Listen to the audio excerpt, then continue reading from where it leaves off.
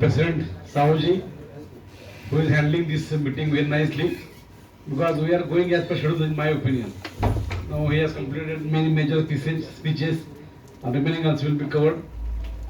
Our brother, who has given his very clear views on the forum of the SNE and Seva, our beloved General Secretary Seva, India Ram Sahab,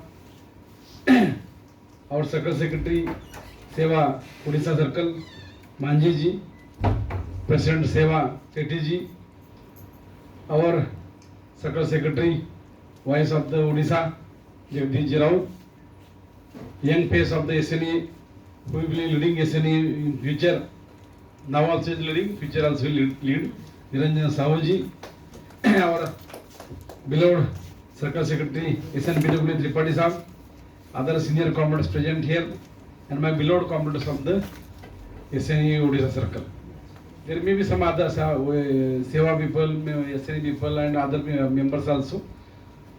Comrades, यहाँ हम लोग जो है कि हमारा MU campaign के लिए खड़े हैं. अब उम्मीदवार खड़ा है, उसको सुनना आपका काम है, आप सुन रहे हैं. लेकिन मुझे लग रहा है जिस तरीके से राम साहब ने जो बातें क्लियर कर दी, उसके बाद बताने के लिए ऐसा कुछ रहा नहीं है. क्योंकि लोगों के मन में ज्यादा डाउट ये था कि सेवा इसने गठबंधन कैसे बन गया. और ये तो हमारे लोग सोच रहे हैं, लेकिन मैनेजमेंट के बहुत लोग परेशान हैं कि हमने इतना बिगाड़ा था, इसको सुधर कैसे गया. मैनेजमेंट में जो सोच लोग कुछ इसके पीछे लगे थे कि एसएनए का सेवा का गठबंधन ये बिगड़ते रहे, उनके संबंध बिगड़ते रहे और ये इसको इतना लेवल पे बिगड़ जाए कभी सुधर नहीं पाए. लेकिन मैं राम साहब को धन्यवाद दूंगा, उनकी सेवा टीम को पूरा धन्यवाद दूंगा, जो सेवा के ऑफिस बेरर्स है उनको धन्यवाद दूंगा कि उन्होंने बहुत सारे सही तरीके से और एकदम क्लैरिटी से उन्होंने कुछ पुरानी चीजें थी क्लियर कर दी और आज एसएनए को सपोर्ट कर दिया. देखो ये जब चल रहा था इलेक्शन कोई भी होता है तो जो मुखिया होता है, मुझे आपने बना दिया जनरल सेक्रेटरी, उसके बाद मेरा काम बन गया कि इसको कैसे आगे बताना है. जब ये बात आ गई कि इलेक्शन लड़ना है तो मैंने पहले अपने लोगों से बात कर दी, CH office bearers, circle secretaries, भाई इलेक्शन लड़ना है क्या नहीं लड़ना है. तो हमारा निरंजन कहना था सर ऐसा क्यों पूछ रहे हैं. मैं बोला निरंजन इलेक्शन लड़ना है तो देखो ऐसा लड़ना पड़ेगा, पीछे हटना ही नहीं है. तो आप ऐसा बोलेंगे बीच में हम शुरू कर दिया, बीच में छोड़ दिया, ऐसा नहीं है. एक तो शुरू करते हैं, लड़ना है, नहीं करना है तो लड़ना ही नहीं, आराम से बैठे रहो, सपोर्ट का स्टेटस आपको मिलेगा. इतना तो हमारे औकात है, 10 साल काम करने के बाद सपोर्ट तो ऑटोमेटिक मिल जाएगा, हमको इसके लिए प्रयास नहीं करना पड़ेगा. तो निरंजन कहना सर ऐसा नहीं, लोग चाहते हैं हम करना है. और देखो ओवर द पीरियड जब से मैं जीएस बना 2022 में आपने मुझे जीएस बनाया था, शायद मैं फिर से बताना चाहूंगा, ये हमारे जगदीश जी आपकी इसके पहले के हमारे सर्कल सेक्रेटरी ये हमारे पीछे पड़े थे. जिस त्रिपाठी साहब ये टीम हमारे पीछे पड़ी थी, हमारे सर्कल सेक्रेटरी, अरे इनका नाम मैं भूल गया, विश्वाल जी, बाबा जी विश्वाल जी, वो भी मुझे पीछे पड़े थे. उन्होंने इतना प्रयास किया कि कैसे भी इस बच्चे को पास करके आगे ढकेल दूं, लेकिन मेरे औकात नहीं थी, मैं 35% मार्क लेता नहीं था. मिश्रा जी हमारे पीछे पड़े थे. हर एग्जाम में मैं फेल होता था. मतलब जैसे नांदेड़ में गया, एग्जाम बैठने के पहले मुझे बोला कि अभी तुम एग्जाम बैठ नहीं सकता है. जयपुर में गया तो बोला तुम अभी 10वीं का मत दो, तुम 9वीं का एग्जाम दे दो. तो ऐसा हो गया. लुधियाना में हमने एग्जाम दिया, फेल हो गया. फिर भी वो जगदीश जी विश्वाल जी ने बोला मैं तो नहीं कर रहा हूँ, अब मैं एक चेला भेजता हूँ, मेरा चेला काम कर देगा. तो उन्होंने जगदीश जी को भेजा, फिर निरंजन को सामने कर दिया और आज मुझे जो बार बार फेल उसको उन्होंने जीएस बना दिया. तो मैं धन्यवाद दूंगा आपका, जगदीश जी का, पूरा सर्कल का और आप लोगों का कि आपने मुझे जीएस बनाने का मौका दिया. और जीएस बनने के बाद मुझे जो काम आ गया थोड़ा सा मुझे कठिन था. मुझे बहुत सीनियर लोगों ने बोला था, ओडिशा की भी एक सीनियर आदमी ने मुझे बताया था, अर्सुल जी अगर आप लीडर बन रहे हो, आप बन के कुछ फायदा नहीं, अभी कुछ बचा नहीं एसएनए में, जान ही नहीं बचे, आप कहाँ से करेंगे. तभी मुझे मेरे मन में था कि इतना एसएनए कमजोर नहीं है, कोई कुछ भी एनालिसिस करे. क्योंकि इसका एक मैंने देखा था सर्कल सिटी महाराष्ट्र ऑर्गेनाइजेशन बहुत स्ट्रांग है, सर्कल लेवल पे, डिस्ट्रिक्ट लेवल पे बहुत स्ट्रांग है. तो इसको तोड़ना इतना आसान नहीं होगा. तो मैंने एनालिसिस किया कि जनरल सेक्रेटरी मुझे क्या क्या करना पड़ेगा और क्या क्या इश्यू हमारे हो गए. तो जैसे राम साहब ने बताया, सबसे पहले मेरे मन में था, जो मुझे दुख था सर्कल सेक्रेटरी करके, लास्ट एमयू में मेरे 200 लोगों ने हमको एसएनए के होने के बाद वोट नहीं किया. अब मैं इसका एनालिसिस उनको, उन्होंने मुझे पहले बताया था सर तो हमारा काम दिल्ली से हमको फोन आया है, हमको कॉल आया है, अब डिसीजन हो गया है कि हम सेवा अभी एसएनए को सपोर्ट नहीं करेंगे. हम आपको दोस्ती आपकी हमारी एक बाजू, लेकिन ये कॉल है हम उसको फॉलो करेंगे.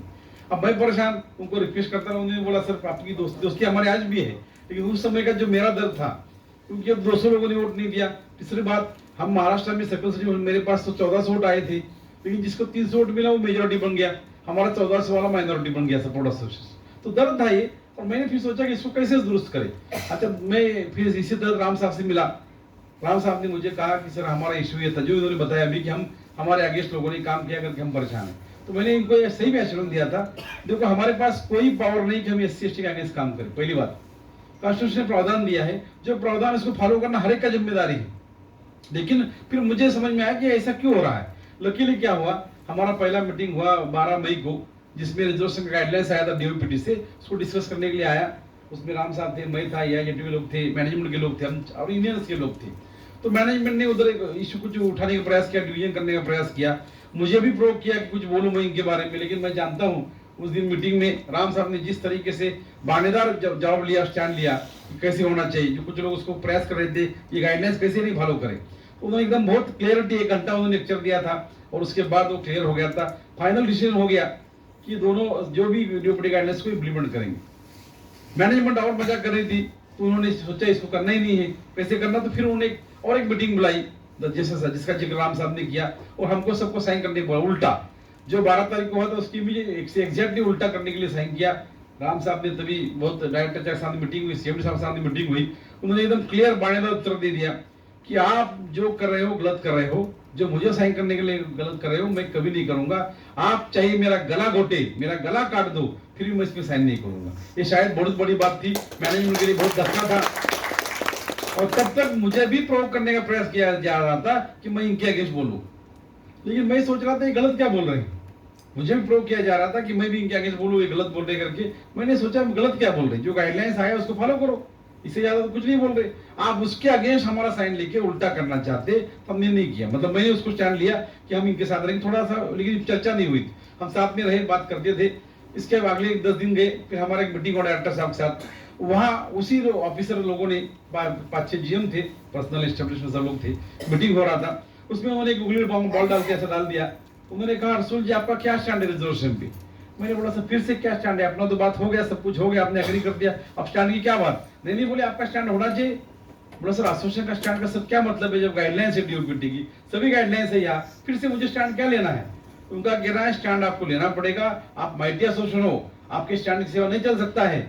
मैंने कहा सर इतना आप बोल रहे तो मैं स्टैंड ले लूंगा, लेकिन मैं स्टैंड लूंगा तो आप उसको फॉलो करेंगे। तो बोलते नहीं वो हम डिसाइड करेंगे। बोला डिसाइड ही आपको करना है तो मुझे क्यों बकरा बना रहे हो। इसी तरह के बकरा बना के मुझे आपने परेशान कर दिया, मेरे एसोसिएशन को परेशान कर दिया, बिना काम का स्टैंड लेने को लगा दिया जिसमें मेरी कोई औकात नहीं, और हम लोग परेशान है, सेवा का हमारा झगड़ा लगा दिया। और उसी चक्कर में हम मेजोरिटी सपोर्ट एसोसिएशन बने, हमारा कोई कारण नहीं था कि हम इसको सपोर्ट बने। आपने गड़बड़ कर दिया करके मैं परेशान हो गया, हम लोग परेशान है। मैं आपको क्लियर बताना चाहता हूं, इस समय मैं कोई भी ट्रैप में आने वाला नहीं हूं। तो उन्होंने बोला फिर आपका कोई स्टैंड नहीं होगा। बोला बिल्कुल स्टैंड है, आप बोलने तो बोलते तो मैं स्टैंड ले लूंगा। बोले बताओ क्या स्टैंड है आपका। मेरा स्टैंड सर ये है कि आपने एक वेलफेयर एसोसिएशन बना दिया जिसका काम है कि रिजर्वेशन का राइट बराबर फॉलो होता है कि नहीं देखना, सेवा, उसको आपने ऑफिशियली स्टैंड दिया है, उसका काम है वो। अगर उसको फिर वो जो सेवा स्टैंड लेगा वो हमारे एसोसिएशन का स्टैंड होगा। तो उन्होंने कहा क्लियर कर बता दिया। उन्होंने बोला फिर आपका कोई स्टैंड नहीं होगा, फिर आपका क्या रोल बचा, पर सेवा देख रही पूरा, आपका क्या रोल है। मैंने बोला सर जो रिजर्वेशन छोड़ के बाकी सब मुद्दे हैं उसमें सेवा मुझे सपोर्ट करेगा, रिजर्वेशन पूरा सपोर्ट उनको मैं करूंगा, बाकी मुद्दे पे वो मुझे सपोर्ट करेंगे, हमारा कोई डिस्प्यूट नहीं है। फिर उन्होंने बोला वो ज्यादा मांग रहे। बोला क्या ज्यादा मांग रहे, बोलते आपके टाइम बाउंड पोर्शन में आपको 5 साल मिल रहा है, वो 4 साल मांग रहे। मैंने कहा सर आपका रूल परमिट करता है, आप दे सकते हो, उनको 4 साल की चिंता मत करो, उनको आप 1 साल भी दे दो, मुझे कोई प्रॉब्लम नहीं। उसी चक्कर में बाकी लोगों का 5 साल मत रुको, मुझे कोई प्रॉब्लम नहीं। इनको 4 साल में दिया, 1 साल में दिया, आप दे दो, आपको रूल परमिट करता है। नहीं हम दे नहीं सकते, पर उनको समझाओ, मुझे क्या समझाते हो। अगर दे नहीं रहे तो उनको समझा दो, वो मान गए तो मुझे कोई प्रॉब्लम नहीं। आप ऐसा झगड़ा लगा के मजाक कर रहे हो, ये मैं होने नहीं दूंगा। फिर आपको लगता है कि वो गलत मांग रहे, आप उनको समझा, मुझे को समझाते हो, फिर आप उसको जान करेंगे तो मैं मान लूंगा, मुझे कोई प्रॉब्लम नहीं। क्योंकि मेरा लोगों का हित इसी में लगा है कि हमारा झगड़ा नहीं हो, हमारा झगड़ा जहाँ खत्म होगा वही से हमारा प्रॉब्लम खत्म हो जाएगा। और मुझे देखने में खुशी हो रहा है कि जो सर्कल सेक्रेटरी में दुख झेला था, आज मेरे सर्कल सेक्रेटरी को मजा आ रहा है कि सेवा का ऐसे गठबंधन जो उसमें आगे चल रहा है। जब मैं पहले काम कर रहा था इंडस्ट्रियल स्टेज में, तभी हमारा सेवा का कभी झगड़ा ही नहीं था। रादर सेवा was part of the SNA working. हमने पहले से देखा है कि हम साथ में मिलते थे, लेकिन लास्ट 2 साल से इतना परेशान हो गए हम लोग कि आपस में बात करना मुश्किल हो गया। और उसी तरह अगर देखा जाए राम साहब को और उनकी पूरी टीम को ये बहुत कठिन समय था कि जो अटैच हुए AIBSL से AIGTO से उससे निकाल के एसएन साहब कैसे अटैच हो जाए। मुझे भी थोड़ा टेंशन था, तो मैंने जैसे इलेक्शन अनाउंस हो गया मैंने सोचा कि इसको कैसे करें, तो मैंने हमारा बात हो गया भाई सेवा का सपोर्ट लेना बहुत जरूरी है, लेने का चर्चा हो गई। तो मैंने इंदिरा साहब पास गया, मैंने इंदिरा को साहब को कहा सर इलेक्शन आ रहा है, आपका थोड़ा सा हमको सपोर्ट चाहिए। राम साहब ने बोला हमको क्यों सपोर्ट चाहिए अर्जुन जी, आपकी मेंबरशिप तो अभी अच्छी हो गई, आपको तो आसान हो गया, अभी सबको लगता नहीं आप सपोर्ट चाहिए। मैंने बोला सर ऐसा है, ये इलेक्शन होता है महाभारत में हार जीत तो होनी है, अगर उसको करना है तो आपको साथ में आना पड़ेगा। नहीं बोले हमारा क्या रोल रहेगा, बोला सर आपका रोल ऐसा है जो रोल महाभारत में श्री कृष्ण का था इसी महाभारत में आपका रोल वही रहेगा। अगर आप हमारे साथ आ गए मैं बिना धनुष से उठाए मैं लड़ाई जीत जाऊंगा, मुझे कुछ करना ही नहीं पड़ेगा, मैं क्यों उसको बोलते रहो। और दूसरी बात हमारा अंडरस्टैंडिंग जो चल रहा है काम, इसके सिवा लोगों में क्या उसका परसेप्शन है, उस लोगों का परसेप्शन क्या है उसके ऊपर हम बात करें। जैसे हम साथ में हो गए, वो सिग्नेचर का बात चली गई, कोर्ट केसेस खत्म हो गई, प्रमोशन निकल गया एसडीओ बहुत सारे कैडर में इलेक्ट्रिकल सिविल में जो प्रमोशन नहीं हो रहे थे वो भी दिसंबर में निकल गए, डीसीएम के हो गए, एसडी के हो गए, मेजर आ गए एमएसआरआर की बात। वहाँ डिस्प्यूट था है, अभी हम लोग उसे प्रयास भी किया, जैसे इन्होंने कहा हमने बहुत प्रयास किया कि भाई मेजॉरिटी एसोसिएशन कोई करे कुछ करे, उनका कहना था ऐसे में सपोर्ट नहीं करते। एक चर्चा ऐसी हो गई, हम चर्चा कर रहे थे तो उन्होंने बोला कि ऐसे बात हो रही थी, मैंने बोला उन्होंने बोला देखो इसको ही बोला, ये चेयरमैन बनते हमारे चेयरमैन थे हर मीटिंग में, इनको बोला देखो राम साहब हम तो करना चाहते लेकिन ऐसे सामने आते नहीं, ये तो कुछ करते नहीं। मैंने उनको बताया देखो हमने एक बार आप साथ देके देख लिया है, आप बीच से भाग जाते हो, अगर बीच से भाग जाना तो मुझे क्यों परेशान करते हो, आप अपना सोचो, आप मेजॉरिटी हो, मैं सपोर्ट हूँ, सपोर्ट के रोल में अच्छा रोल करूंगा, जो आप कर रहे हैं उसको सपोर्ट करूंगा, जिंदाबाद बोला जिंदाबाद बोलूंगा, मुर्दाबाद बोला मुर्दाबाद बोलूंगा, जो आप बोलेंगे मैं फॉलो करूंगा, क्योंकि मेरा रोल है सपोर्ट का, और जो रोल मुझे मिलता है वो ऑनेस्टली करता हूं मैं। तो फिर उसको किसी को लगा उसमें से एक लीडर को, उसने बोला अर्जुन साहब ऐसे ही बात है तो हम भी ऐसे ही रोल करेंगे, सपोर्ट ऐसे ही आपको सपोर्ट करेंगे। तो राम साहब ने इसको पकड़ लिया, क्या भाई मान गए कि अर्जुन साहब मेजॉरिटी बन गए तो माइनॉरिटी बन गया अभी से, राम साहब ने बराबर पकड़ लिया। तो उनका एक लीडर बोला सर सही है, हम कभी मेजॉरिटी बनी नहीं थी, जो आपका नेगेटिव वोट है वो हमारे पास आ गया और हम मेजॉरिटी बने, अदरवाइज हमारे पास कहां से मेजॉरिटी थी, हम तो माइनॉरिटी थे, हमको लोग मानते ही नहीं थे, लेकिन आपकी कृपा से हम बन गए। तो राम साहब ने तभी आशीर्वाद दिया था उनको, अब ये कृपा निकल जाएगी क्योंकि आप कुछ कर नहीं रहे हो, ये कृपा हम दूसरी जगह बरसाएंगे। और राम साहब को धन्यवाद दूंगा, उनकी टीम को बहुत, उनको डिस्कशन हुआ, चर्चा हुई, मैं इसका विटनेस हूँ किस तरीके से उन्होंने डिसीजन लिया और साथ दिया। मुझे आज जनरल सेक्रेटरी ऐसे लिए बहुत खुशी है कि हमारा जो आपस में मतभेद था, झगड़े थे, सब निकल के हम आगे बढ़ रहे हैं, ये बहुत अच्छी बात है और ऐसा करना चाहिए, क्योंकि हर लेवल पे झगड़ा लगा के लोग फायदा लेते हैं। और ये पहली बार नहीं हुआ है, पहली बार अंग्रेजों ने किया था, ब्रिटिश लोग आए, उन्होंने इंडिया को डिवाइड रूल करके यूज किया। उसी तरह हमारे कुछ आईटीएस लोग, हमारे सभी आईटीएस अच्छे खराब नहीं है, बहुत अच्छा आईटीएस लोग भी बीएसएफ में काम करते, कुछ दो चार लोगों ने सब बदनाम करके ऐसा दिखाया कि हमारा दुकान चलता रहे, ये लोग आए मरे, आपस में लड़के मरे। लेकिन मुझे खुशी है जैसे राम साहब ने तैयारी की, बाकी भी लोग हमारे साथ आ गए, सेवा ने हमको सपोर्ट कर दिया। सेवा के बाद सिबोवा ये एक एसोसिएशन बना है, कोऑपरेटिव बीएसएफ, आपको जाना है, चलो हाँ राम साहब को जोरदार तालियों से बधाई देते हैं।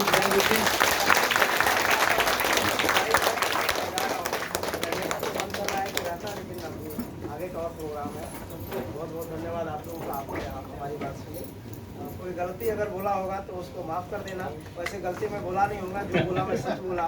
अगर फिर भी कंफ्यूजन लगे तो किसी अगोटा के कहने या किसी के कहने से मत मानना, फिर भी मेरे से बात करना, इनसे कंफ्यूजन क्लियर कर लेना, तो स्टेट में मत मानना, और बाकी मिलजुल के काम करेंगे और आप लोग इस तरह से काम करेंगे।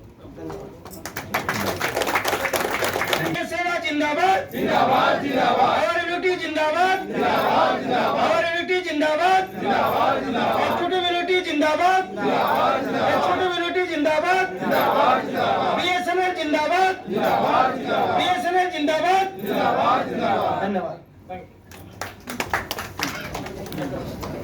पहली बार उन्होंने थोड़ा सा उनका कुछ पर्सनल काम आ गया, नहीं तो ये बिल्कुल साथ में है, जहां हम जा रहे हैं वहां खुद आ रहे हैं, ये बहुत बड़ी बात है।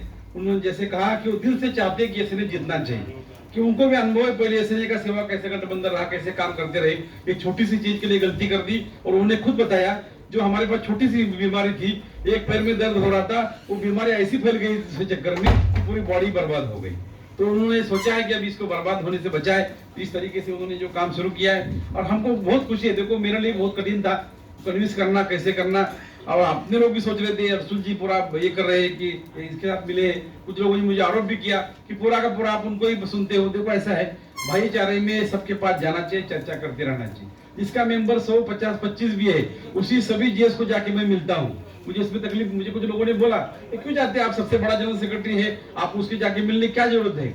मैंने कहा भाईचारा सबसे बड़ी बात है, और किसी के पास जाके मिलने से आप छोटा नहीं होता है, आप खुद ही बड़ा हो जाएगा, वो भी आपको रिस्पेक्ट करेगा। और मुझे पूरा 1 साल में जो अनुभव आया दिल्ली में बताता हूँ। मैं दिल्ली गया तो बहुत नई चीजें थी मेरे लिए। मेरा तो स्वागत ही हुआ था एजुकेशन स्ट्राइक से, और उसके बाद ट्रांसफर पोस्टिंग से।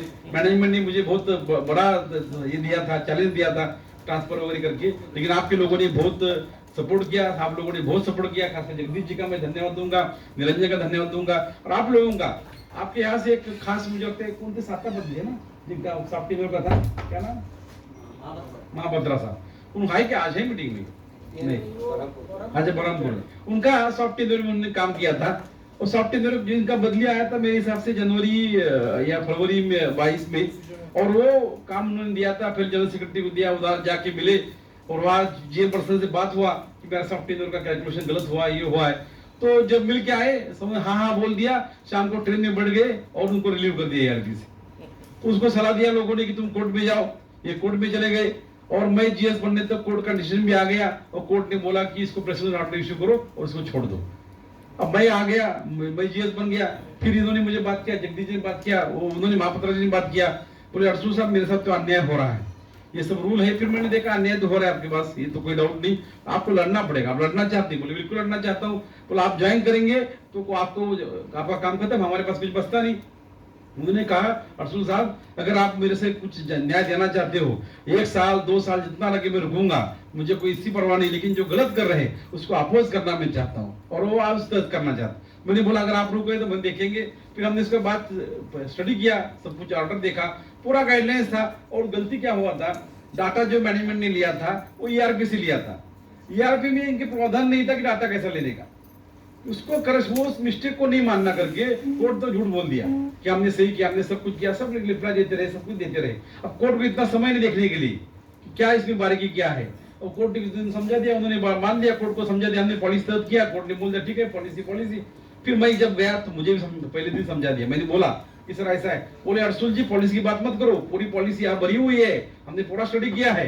मैं परेशान, इतनी बड़ी पॉलिसी काम तो नहीं कर रही, मेरा आदमी परेशान है, तो मुझे समझा नहीं पा रहा। मैंने उनका सर आपका सही है, आपकी पॉलिसी यहाँ भरी है, लेकिन मेरा जो आदमी है मुझे परेशान कर रहा है, उसके डाउट्स कुछ है मुझे बताओ। तो उन्हें पूछा क्या, बोला सर ये डाउट है कि ये तारीख को ज्वाइन किया था, इनका ऐसा बोलता है। तो बोले अर्जुन जी ये कुछ नहीं होगा, आप चिंता मत करो। अब ये मैटर में चर्चा ही नहीं करना है कि कोर्ट में हमने बता दिया और कोर्ट ने हमारा स्टैंड मान लिया है। तो मैंने कहा सर कोर्ट यहाँ क्याट में आपने जवाब दिया है, ऊपर एक सुपर कोर्ट बैठा है, जब वहां जाएंगे तो वहां क्या जवाब देंगे? आपने झूठ बोल कोर्ट को उल्लू बनाया, आपको हिसाब देना पड़ेगा, इससे अच्छा यही हिसाब दे दो, सब कुछ ठीक हो जाएगा। तो उन्हें बोला नहीं अभी मन नहीं मानता। बोला सर बिल्कुल मानता हूँ, आपका मन नहीं मानता है, आपने सही किया होगा, लेकिन मुझे लग रहा है इसमें गड़बड़ है, हम इसको फिर से चर्चा करेंगे। और 1 2 3 4 राउंड होने के बाद उनको भी समझ में आया कि अर्जुन जो बोल रहे हैं सही बोल रहे हैं, महापत्रा जो बोल रहे सही बोल रहे हैं, हमसे गलती हो गई। और मुझे खुशी है 8 महीने के स्ट्रगल के बाद महापत्रा जी का पेशेंस के कारण उस केस को सेटल किया, और पूरे इंडिया में जितने सॉफ्टवेयर के लोग हैं सबको न्याय उसी तरह मिल रहा है। ये बहुत बड़ी बात है, उनको धन्यवाद दूंगा मैं। अगर वो हार मानते थे तो हम लोग भी हार जाते थे। ऐसे बहुत लोग हैं एसएनए के मेंबर हैं जिन्होंने बहुत सारे तरीके से अपने का सैक्रिफाइस कर दिया, लेकिन लोगों को सपोर्ट किया। एक हमारे राम जी करके यूपी ईस्ट के एसडी सिविल है, उनका भी ऐसा था, उन्होंने कोर्ट केस किया था, उनका मानना सही था, डेट ऑफ ज्वाइनिंग इम्प्लीमेंट नहीं किया। लेकिन जब हमने उनको कन्विंस कर दिया सर ये 12 को रूल बदल जाएगा, कुछ एमएसआर का लफड़ा चल रहा है, इसके बदले आपने केस विड्रॉ कर दिया, तो इस केस विड्रॉ करने का फायदा आपके लोगों को मिलेगा और SD civil to SD civil का प्रमोशन ऑर्डर हो जाएगा। उन्होंने मेरे भरोसे रख के उन्होंने अपनी कोर्ट केस विड्रॉ कर दी, और कोर्ट केस विड्रॉ होने से सिविल के प्रमोशन हो गए। ये बहुत बड़ी बात है। देखो उनको प्रमोशन नहीं हुआ, लेकिन रामजी साहब ने सैक्रिफाइस करके बाकी लोगों को दरवाजे खोल दिए। उनका स्टैंड सही था, मैं बता रहा हूँ। कोर्ट में भी उन्होंने माना कि जो कह रहे सही, लेकिन उन्होंने बोला मेरे साथी प्रमोट हो रहे, वो अलग बात है। यही हमारा एसएनए का ट्रेडिशन है, इस तरीके से लोग काम करते हैं। अब जैसे हमने इसको खत्म कर दिया, हमारे सीएम साहब को इनका कहना पड़ा कि आप रसूल जी से सीओ का काम केस भी खत्म करो। अब हमने उसको भी बात किया, चर्चा की, जैसे हमको भी अच्छा लगा कि अब जो उसको करना है। बहुत बात आगे बढ़ी, उस समय क्या हो गया, बात करते करते आपका एमएसआरआर बदल गया और एमएसआरआर में जितनी एग्जिस्टिंग वैकेंसी है उसको 33% रिजर्व कोटा कर दिया एलआईसी के लिए। अब जो कोर्ट में गए हैं एओटीसीओ में, वो बेचारे बॉटम में है, उनका 740 पोस्ट है, इसके आसपास पोस्ट है, उतनी पोस्ट भरती थी पूरी पूरी उसके तहत, तो रूल बदलने के एमएसआरआर नहीं आता तो ये प्रॉब्लम नहीं आता था। वो लोग बोले चलो हम अभी रिजेबल हो गए, हम भी उसको एग्री करेंगे, लेकिन फिर क्या हुआ, उन्होंने ये जो बदल दिया तो वो लोग बोलते हमारा नंबर नहीं आ रहा, हम कोर्ट केस क्यों विड्रॉ करें। अब उसके तहत वो कोर्ट केस पड़ा है, कोर्ट ने डिसीजन भी ले लिया एओटीसीओ प्रमोशन में, लेकिन अभी कोर्ट ने डिक्लेयर नहीं किया है। 2 बार बीएसएन ने अपील किया इसको जल्दी करो, हियरिंग करो, बढ़िया वकील दे दिया, लेकिन हुआ नहीं। कोर्ट ने कहा है हम इसका हियरिंग पूरा कर दिया और डायरेक्ट डिक्लेयर रिजल्ट दे देंगे। अब रिजल्ट दे नहीं रहे, अब इसके ऊपर लोग परेशान है। देखो इनका नुकसान क्या है, एओटीसीओ ये लोग एलिजिबल हुए 2021 में, 22 से प्रमोशन होना चाहिए था, एमएसआर बदल के वो भी नहीं कर रहे, अब 23 आ गया तो भी प्रमोशन नहीं करे, और वहां लोग नहीं है, ईओ नहीं है, सीओ नहीं है, फाइनेंस के डीजीएम नहीं है, लेकिन वो लोग कर नहीं रहे। तो हमने सीएम साहब से इसकी बात किया, उनको बता दिया कि सर ये नहीं होगा, इस गलत, वो नहीं बोला। सीएम साहब का स्टैंड है, वो बोलते आप कोर्ट में जाओ, आपस में लड़ते रहो, मुझे क्या, मुझे तो मजा आ रहा है, आप जितना लड़ते रहो मुझे मजा आ रहा है, मुझे क्या प्रॉब्लम, मैं देना चाहता हूँ प्रमोशन, आप लेना नहीं चाहते। उनका स्टैंड भी सही हो सकता है, लेकिन उनको भी देखना चाहिए कि लोग लड़ते रहे, तुम कितना लड़ने देना चाहिए, कोई गलत बोल रहा है इसको सपोर्ट तो नहीं होना चाहिए। अब गलत क्या सही है कोर्ट डिसाइड करेगा, उसके लिए मैटर पड़ा हुआ है। अब वो सब कुछ उसमें एओटीसीओ प्रमोशन हो गया, अगर वो स्टे वेकेट हो गया, मुझे लगता है बीएसएम की पूरी तैयारी है, बहुत जल्दी प्रमोशन हो जाएगा, क्योंकि बीएसएम की जरूरत है अभी, उनकी जरूरत कुछ हो अलग बात है, बीएसएम जरूरत है। हम लोग अपना लुकिंग आफ्टर में सब कुछ काम कर रहे हैं, हमारे एओ लोग बेचारे सीओ का काम लुकिंग आफ्टर में कर रहे हैं। एओ का काम है मैक्सिमम सीओ में कर सकता है, लेकिन उसको डीजीएम का भी दिया है, कुछ कई जगह पे डीजीएम फाइनेंस का भी दिया है, वो लोग कर रहे हैं, हम रिस्पेक्ट करते हैं मैनेजमेंट का कि हमारे कंस्टेंट है करके, लेकिन वो ऐसा नहीं चलेगा।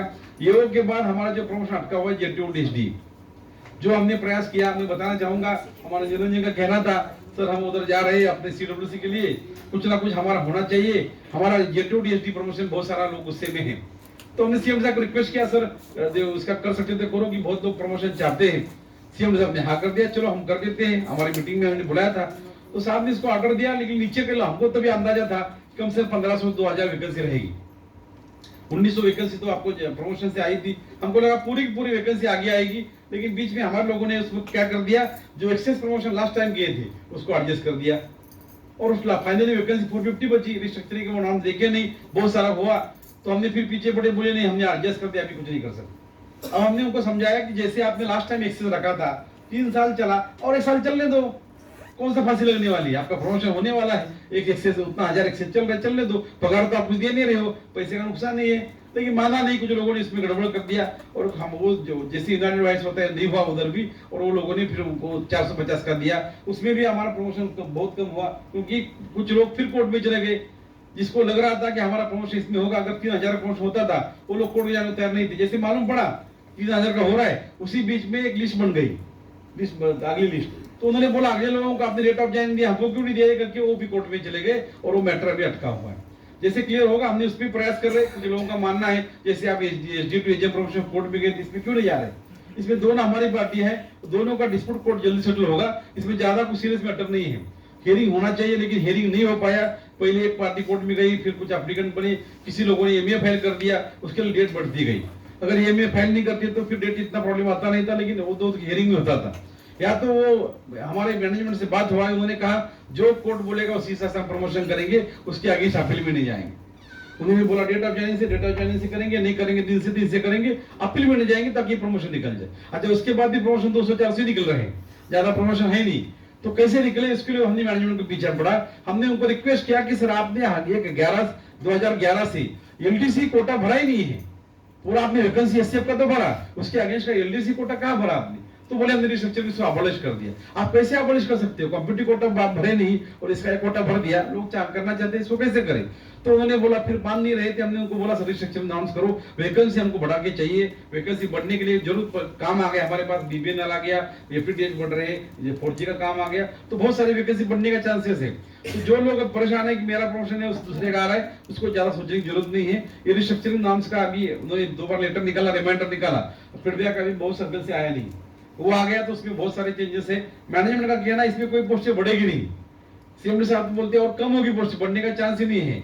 मैं आपको बताना चाहूंगा उनका एक ऐसा स्टैंड है, उनका कहना है कि हमने पूरा वर्क आउटसोर्स कर दिया, अब कोई पोस्ट की जरूरत जस्टिफाई वर्क बचा ही नहीं, मैंने उनको एक दिन बताया, बोला सर आपने जो आउटसोर्स वर्क किया, मेरे जेटीओ का किया नहीं, मेरे एजी का किया नहीं, एजीएम का किया, उनका काम तो 2 गुना 3 गुना बढ़ गया है। आपने आउटसोर्स किया वर्क फोन मैकेनिक का, जो हमारे अंडर काम उसका आप आउटसोर्स किया, जेटीओ काम तो उतना ही बचा है। पहले हम फोन मैकेनिक से काम ले रहे थे, वो कॉन्ट्रैक्टर के आदमी से ले रहे हैं। उल्टा काम बढ़ गया कि फोन मैकेनिक को मालूम था कि कहाँ क्या काम करना है, कौन सा केबल कहाँ है, कौन सा काम खुद अटेंड करना है, तो कॉन्ट्रैक्टर के आदमी को मुझे सब बताना पड़ता है। हमारा जेटीओ सब बताएगा तभी वो काम करते, कुछ करते ही नहीं, तो काम हमारा बढ़ गया, काम कम होने का चांसेस नहीं। दूसरा, वीआरएस के बाद एक के बदले 3 आदमी का काम आपने दिया है, वीआरएस के बाद काम तो बढ़ गया ना, आदमी कम हो गए, काम तो उतना ही है, काम तो कम नहीं, लाइन बढ़ रही है, आप कम कहां से हो गया?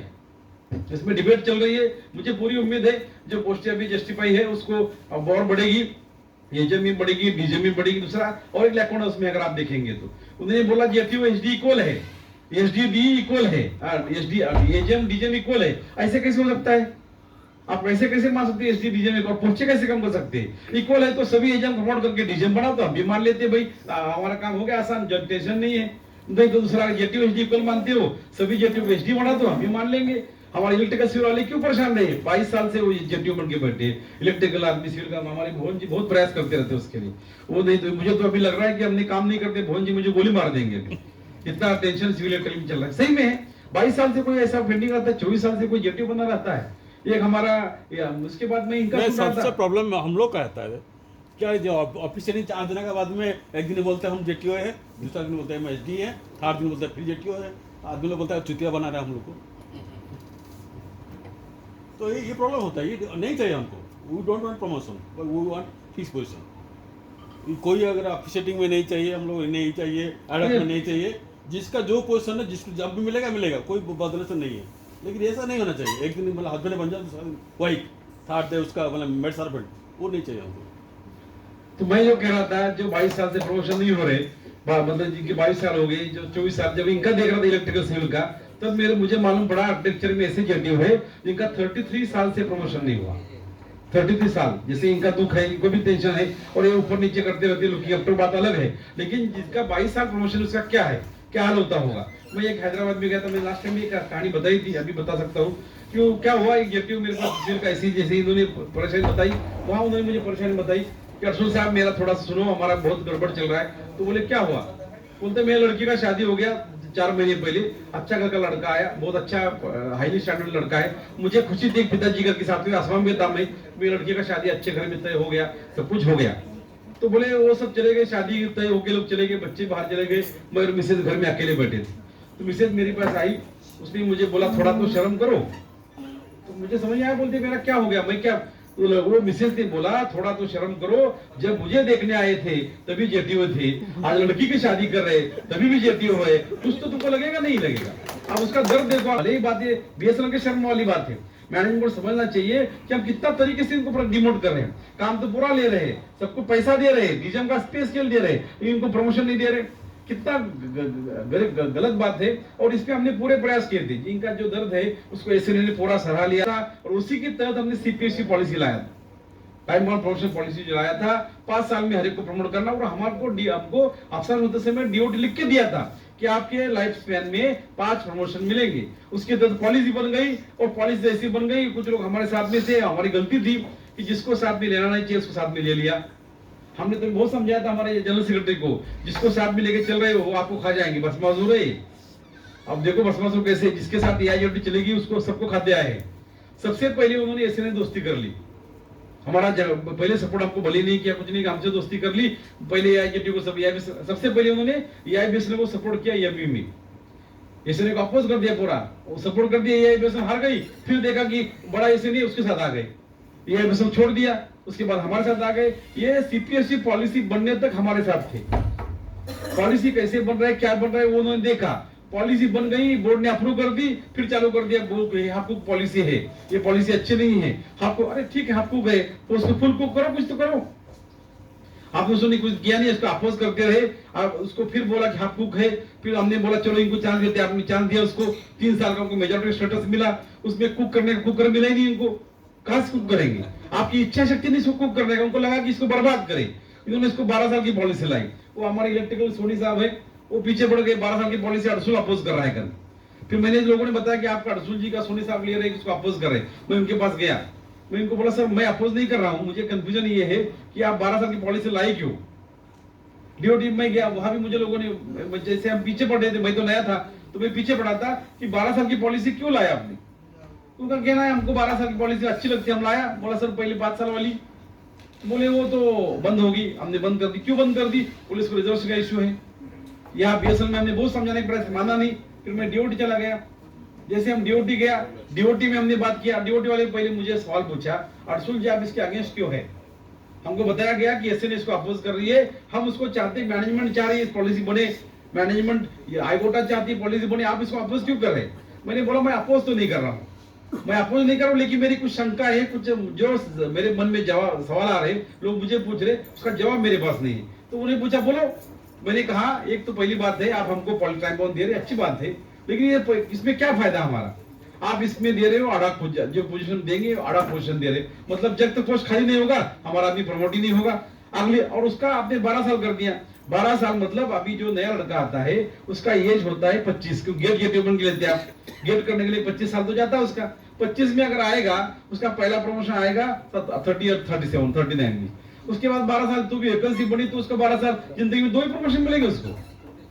37 में आप 35 में आउट हो जाएगा, उसको कैसे करेंगे आप। तो बोले वो ठीक है, लेकिन हमने सोच लिया। मैंने बोला ये बताओ आप 5 साल का क्यों नहीं कर रहे। तो बोले 5 साल का नहीं मालूम आपको, उसमें रिजर्वेशन का इशू है। मैंने उनको पूछा आप मानते हो रिजर्वेशन का इशू है। बोले हाँ पक्का 100%, आपने क्लच में हम दे नहीं सकते, वो होगा नहीं वो। मैं बोला अगर उसमें आपका ये प्रॉब्लम था, ये 12 साल वाले में आप इसको कैसा रिजॉल्व कर रहे हैं। उन्होंने पूछा ये इसमें भी है क्या। बोला इसमें तो है सर, इसके लिए बोल रहा हूँ मैं। जैसे ड्यूटी के लोगों ने पूछा, हमने बीएसएल को पूछते हैं, बीएसएल ने बोला नहीं वो हमको देख लेंगे, हम अपना कर लेंगे। मैंने फिर मुझे ड्यूटी वाले बोल रहे हो तो आपके साथ बोल रहे हम मान लेंगे। मैंने बोला सर उतना सर मानने की जरूरत नहीं, फिर वो 5 साल वाले मान जाओ ना। जो 12 साल मानने को अब तैयार है, 5 साल में क्यों नहीं मानते।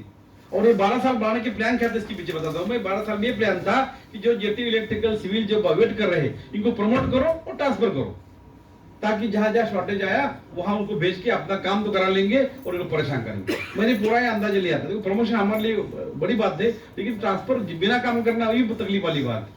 हमने बोला अगर आपको 5 साल में करना तो करो। फिर वो डीओटी को समझ में आया, हमने जो कहा था लीगल मैटर था, ऐसा कोई नहीं था कि हम गलत बोल रहे थे। आया तो उसमें करो नहीं इसमें करो। फाइनली एग्री कर दिया, डीओटी से प्रपोजल वापस आ गया। आप आरआर के साथ ये कोई टाइम बाउंड पॉलिसी इंप्लीमेंट नहीं कर सकते। आपको जो अलग पॉलिसी आरआर जो आप बना रहे हो, ये आरआर का कोई भी impact time bound promotion policy पे नहीं आना चाहिए, ऐसा राइटिंग में लेटर हमको मिला है। इससे ज्यादा कोई बात नहीं है। तो सीपीएससी जिंदा हो गया ऐसा मेरा मानना है। मैनेजमेंट क्या मानते हैं अलग बात है। हम चाहते हैं कि सीपीएससी हो जाए ताकि हमारा जनरेशन जो है, देखो ये दूसरी बात हमने जस्टिफाई किया डीओटी से। डीओटी बोलते हैं आप इसके पीछे इतना क्यों बड़े हैं। हमने कहा ये पॉलिसी बेस में लागू है, बाकी लोगों को हमारे लिए दे रहे। कहाँ है बोले। मैंने बोला सर डीजीएम जो है 5 साल में एडिशन ज्वाइंट जीएम बनता है, ज्वाइंट जीएम से एडिशनल जीएम बनता है, एडिशनल सीनियर बनता है, सीनियर से बीजीएम बनता है। उनको 5-5 साल में लागू है, उनको क्यों नहीं, हमको क्यों नहीं।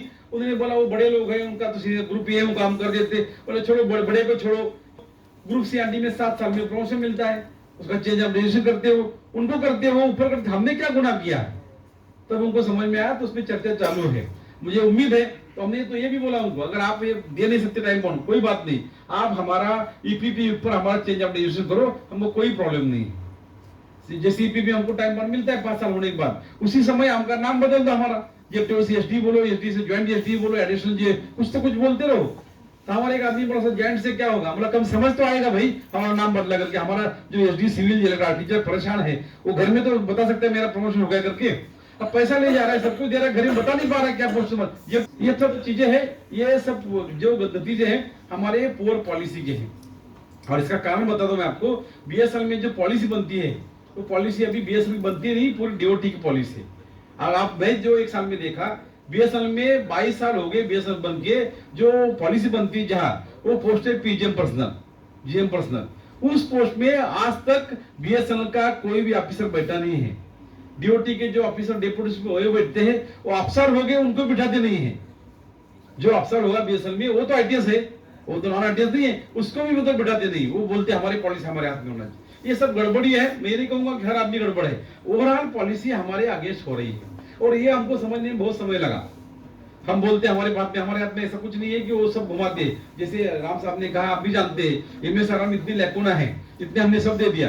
एमएस सर का चर्चा हो रही थी, चर्चा में जब बात हुई तो हमने उनको कुछ सवाल पूछे, तो उन्होंने जैसे मैनेजमेंट से हम सवाल पूछ रहे थे, उन्होंने पहले हमको बोला, अर्जुन जी आपके सवाल तो सही है, पर हम आप बताओ, हम जवाब दे देंगे। हमने जो सवाल पूछने चालू कर दिए तो जवाब उनके पास है नहीं, तो उन्होंने बोला हम सब नोट करेंगे फिर आपको जवाब देंगे। बात चलती कि पहले उन्होंने कहा कि मैंने उनको सवाल पूछा कि पॉलिसी बनाई किसने, तो सबने कहा हमने बनाई, हम कमेटी के चेयरमैन है ये। अच्छा, मुझे लगा आप, मैंने बोला, मुझे एक दिन पूछा कि आप ऐसा क्यों पूछते हैं अर्जुन जी। मैं बोला सर आप इतने अच्छे ऑफिसर है, इतनी खराब पॉलिसी कैसी बन गई। आप तो अच्छे ऑफिसर, खराब पॉलिसी कैसी बन गई। मुझे बोला इतनी खराब है, बोला इससे खराब पॉलिसी बन नहीं सकती बीएसएल में, और मुझे डाउट है कि आप में से किसी ने नहीं बनाई। तो बोलते नहीं हमने बनाई। बात चलते गई आगे चल के मैंने उनको सवाल पूछा, जैसे आगे से पेज में, बोला साइकोमेट्रिक टेस्ट क्या होता है, जैसे तो सब एकदम बहुत चक्का हो गए। हाँ यार ये क्या होता है, हमको भी नहीं मालूम।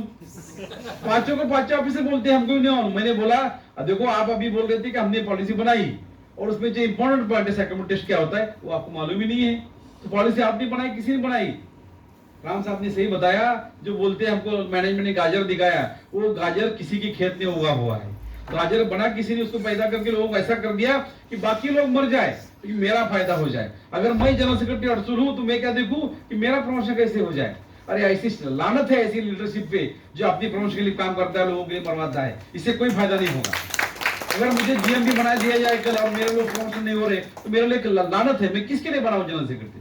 जनरल सेक्रेटरी सेक्रेटरी बहुत बड़ी पोस्ट है, ये सामाजिक दायित्व आपका, कोई पर्सनल नहीं किसी जीएम बन के आप कुछ मिलने वाला है। जिस समय आप बाकी लोगों को रोक के अपना प्रमोशन करते हो, इससे बड़ी कोई गुनहगारी नहीं है, और क्रिमिनल एक्टिविटी बीएसएल में हो रही है।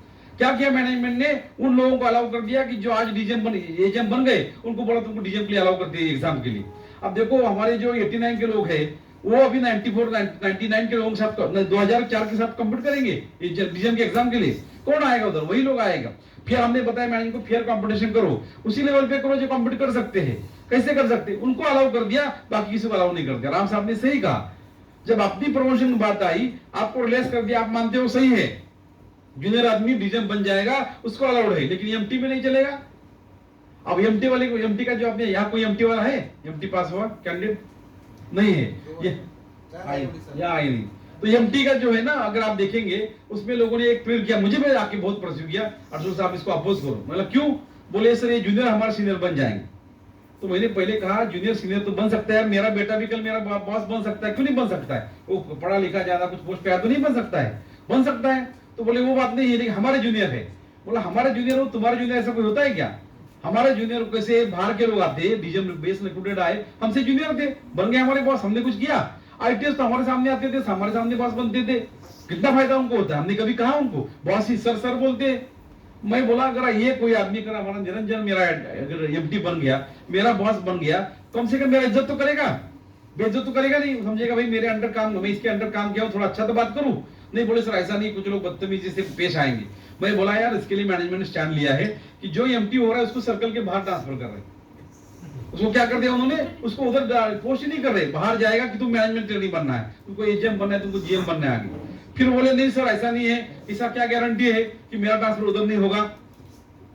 उसको डर ये लगा है, अभी तो वो उधर गया, उसको भेज दिया हमने, मैं कैसे नहीं जाऊंगा। मैं बोला यार ऐसा होने का चांस नहीं। बोले सर हो गया तो, मैं बोला उधर गया तो तुम्हारा पोस्टिंग उसके अंदर थोड़ी होगा, और हो गया तो मैंने बोला फिर जरूर तुमने ऐसा कोई पाप किया है वो तुमको भुगतना ही पड़ेगा। इतना सब होके आ रहा है तो उसके अंदर ही काम करना पड़ेगा, जरूर कोई पाप किया होगा ना। इतना निगेटिव कौन सोचते हो भाई। एमटी देखो बीएसएल में एमटी क्या जरूरत है बताता हूँ।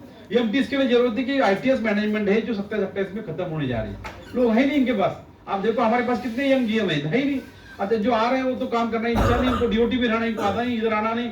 अगर वो आएंगे तो उनको काम करने की ताकत नहीं। जो हमारे पास आईटीएस है बीएसएल के ड्यूटी से आए पहले से, तो इंटेलिजेंट लोग हैं, उनके पास दिमाग है, कुछ काम कराते हैं, कुछ जितना काम कराते हैं पैसा खाने के पीछे लगे रहते हैं, वो अलग बात है। कुछ लोग दिमाग इतना चलाते हैं पैसा कहाँ से मिलेगा उतना सोचते। बीच में पैकेज आ गया हमको बीएसएल में, जैसे पैकेज आ गया तभी एक ऑफिसर आ गया। मैं एक जगह बैठा था, मुझे अच्छी जगह थी, वो बहुत बड़ा हाई लेवल ऑफिस था।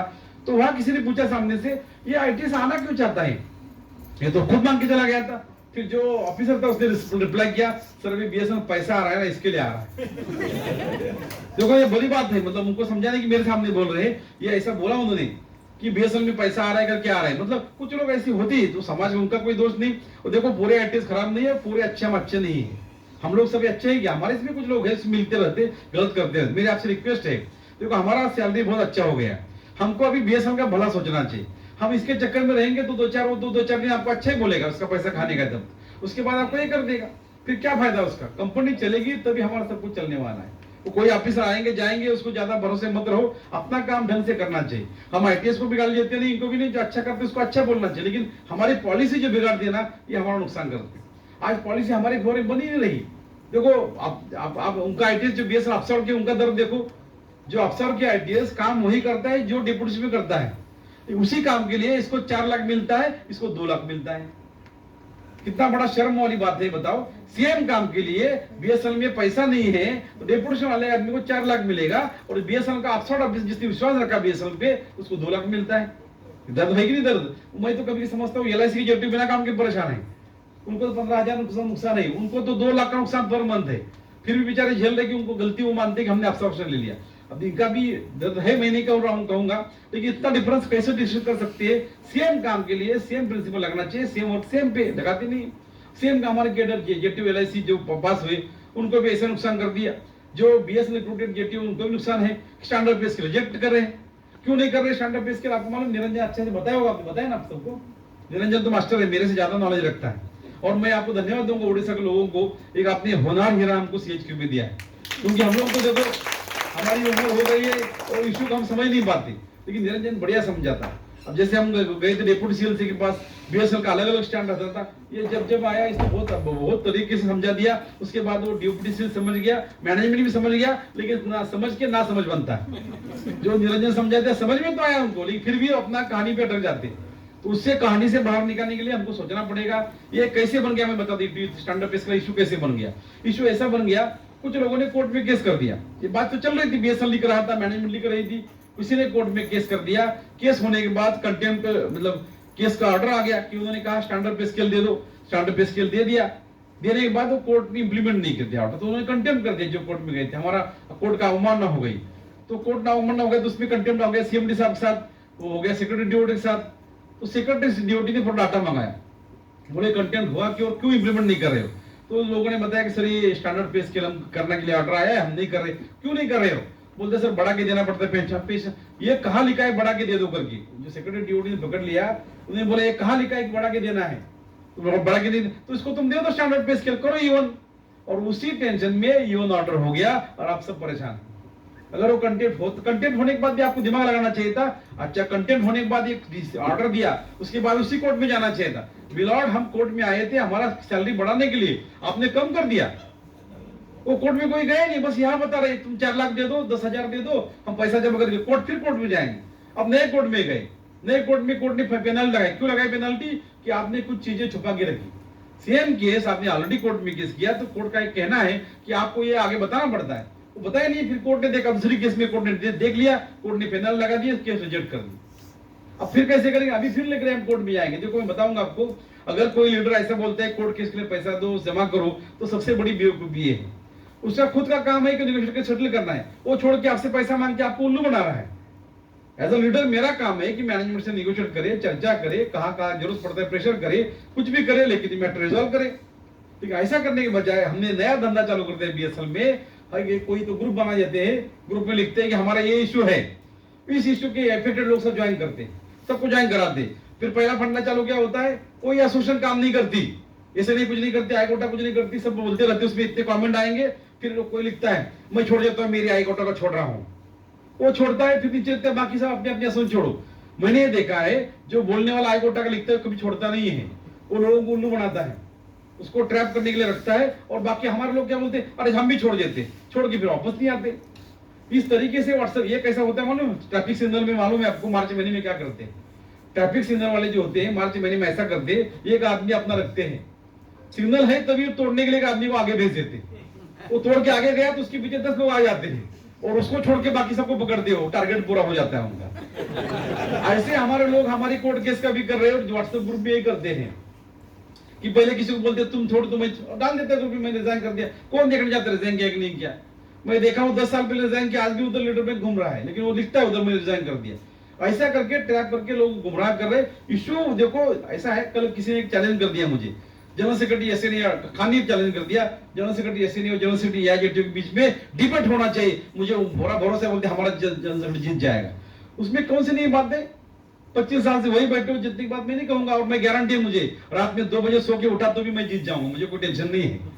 कोई भी डिबेट रखो, और डिबेट में क्या बोलना ही पड़ता है। मैं तो टीवी का डिबेट देख के बहुत खुश रहता हूँ।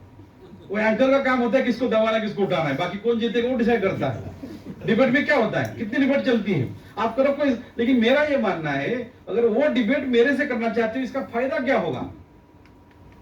फायदा क्या होगा? फिर से तुमको एमए मिलेगा, मुझे ऐसे मिलेगा, या मुझे एमए मिलेगा, तुमको ऐसे मिलेगा। नुकसान को किसका होगा? हमारे लोगों का होगा। अगर डिबेट करने का इतना शौक था, 3 साल में मुंह क्यों बंद रखा?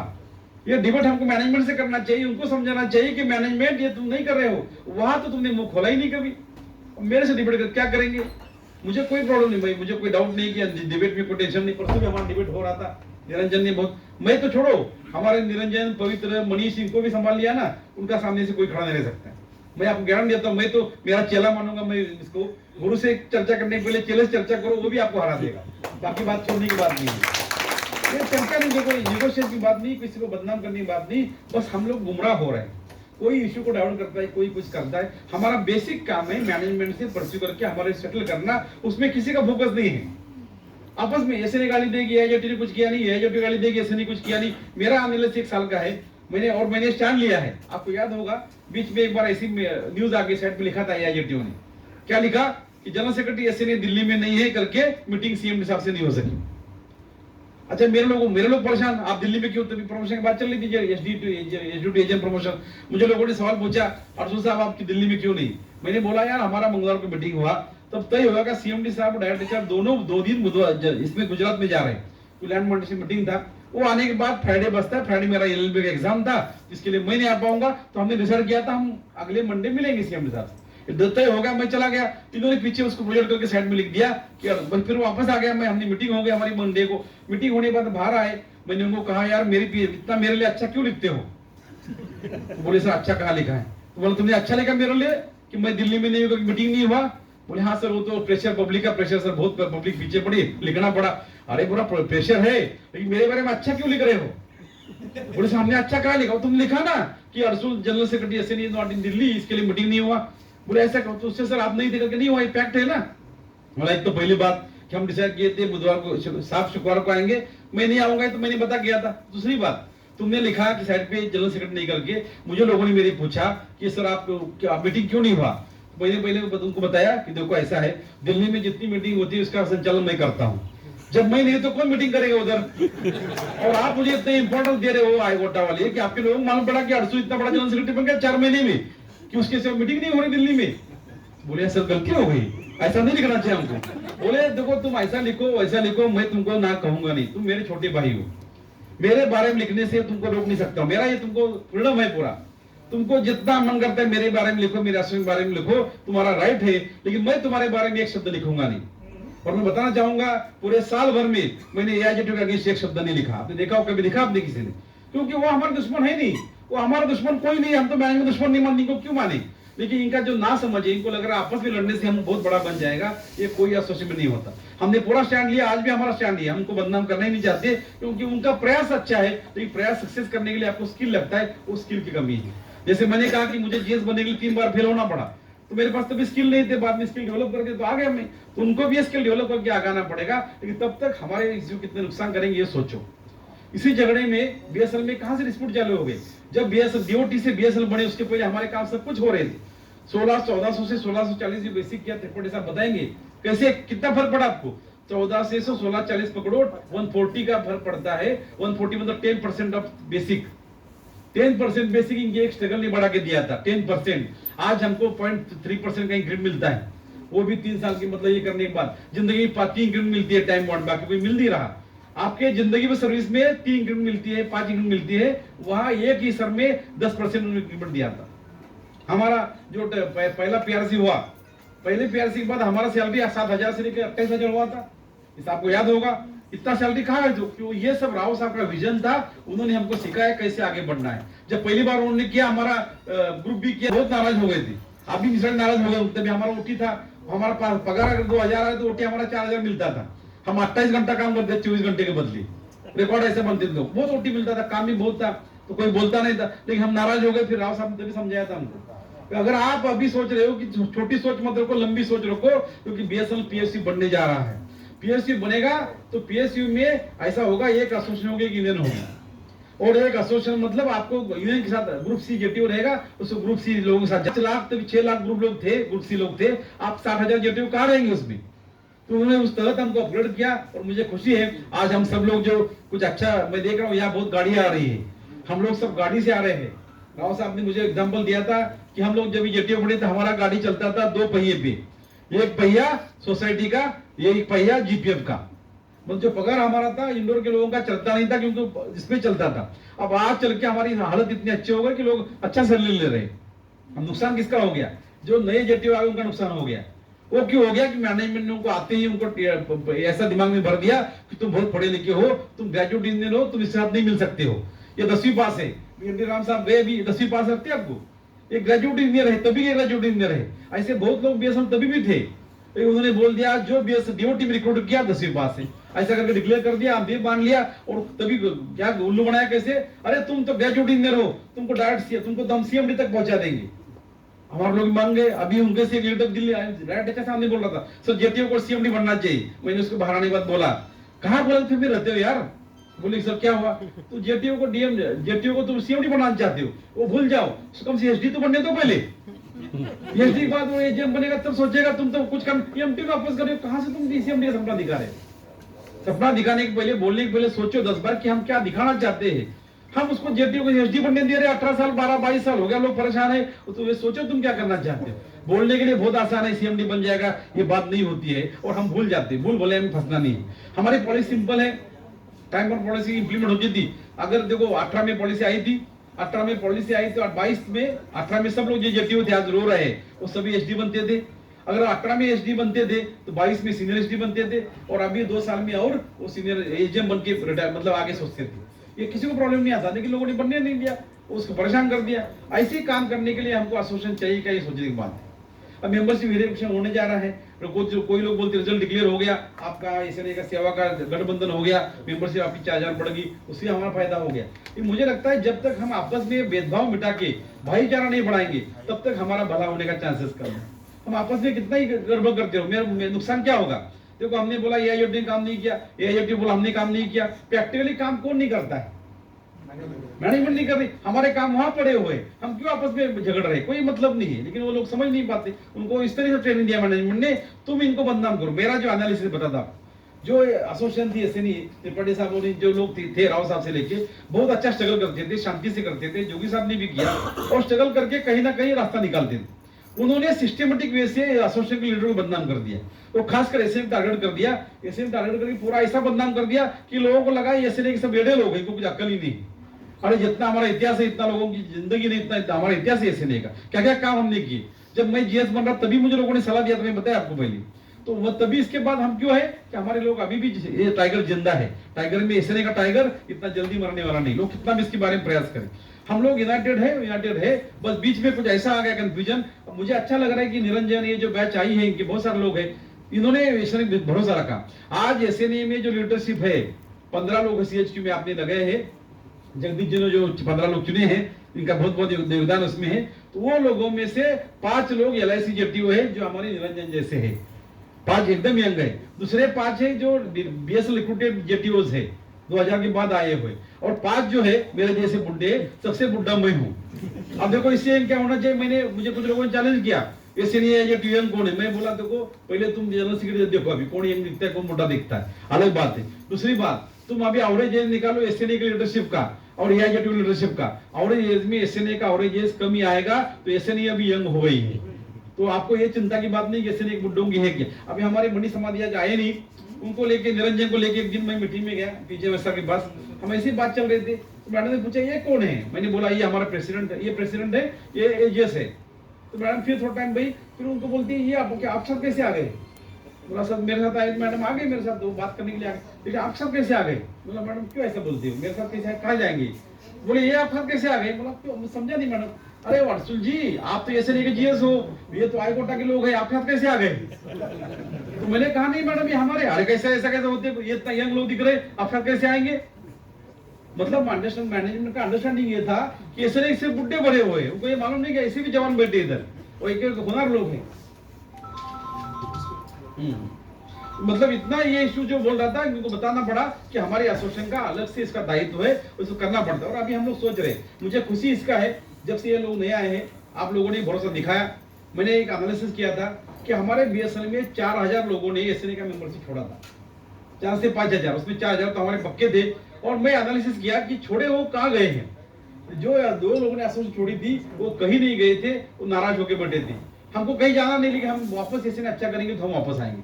और हमने चालू किया पहले विंडो में 2022 में 2000 लोग ऐड हो गए। मैं धन्यवाद दूंगा आप सभी लोगों को, आपने इसको बहुत बढ़िया तरीके से बढ़ा दिया। जब सेकंड विंडो ओपन हुआ 2023 का, तो मुझे थोड़ा टेंशन आ गया, लास्ट टाइम तो हमने बढ़ा दिया, इस समय कैसे हालत होगा। हमारे पूरे सर्कल सेक्रेटरी, डिस्ट्रिक्ट सेक्रेटरी बहुत सारा अच्छा काम किया, और उस तरीके से उन्होंने आगे बढ़ाया कि उस समय भी अभी 2000 लोग ऐड हो गए। टोटल एक साल में 4000 लोग हमारे एसोसिएशन में ऐड हो गए। इससे ज्यादा बढ़ोतरी कहीं भी नहीं ग्रोथ दिखी। तो मैं आपको सैल्यूट करता हूँ, सबको धन्यवाद देता हूँ जिस तरीके से आपने बढ़ाया, उसी कारण आज मैं यहाँ खड़ा हूँ। उस जो मैं जीएस बनने के बाद मुझे आगे जो मौका मिला, आप लोगों ने मेंबरशिप बढ़ाई, तो मेरा भी जरा होदा बढ़ गया, मेरा हौसला बढ़ गया। और हमने जिस तरीके से फिर सेवा हो या ओए हो, देवाब हो, और उसका हमारा ये जो है सिबोवा, सभी से हमने बात करके एक संगठन, हमें अभी 5 एसोसिएशन हमारे साथ में हो गई, और हमारा 5 स्टार अलायंस हो गया।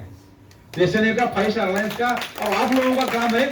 मुझे देखो आपके ऊपर किसी के ऊपर डाउट नहीं कि आप मेंबरशिप हमको वोट करेंगे नहीं करेंगे, 100% करेंगे, इसमें कोई डाउट नहीं।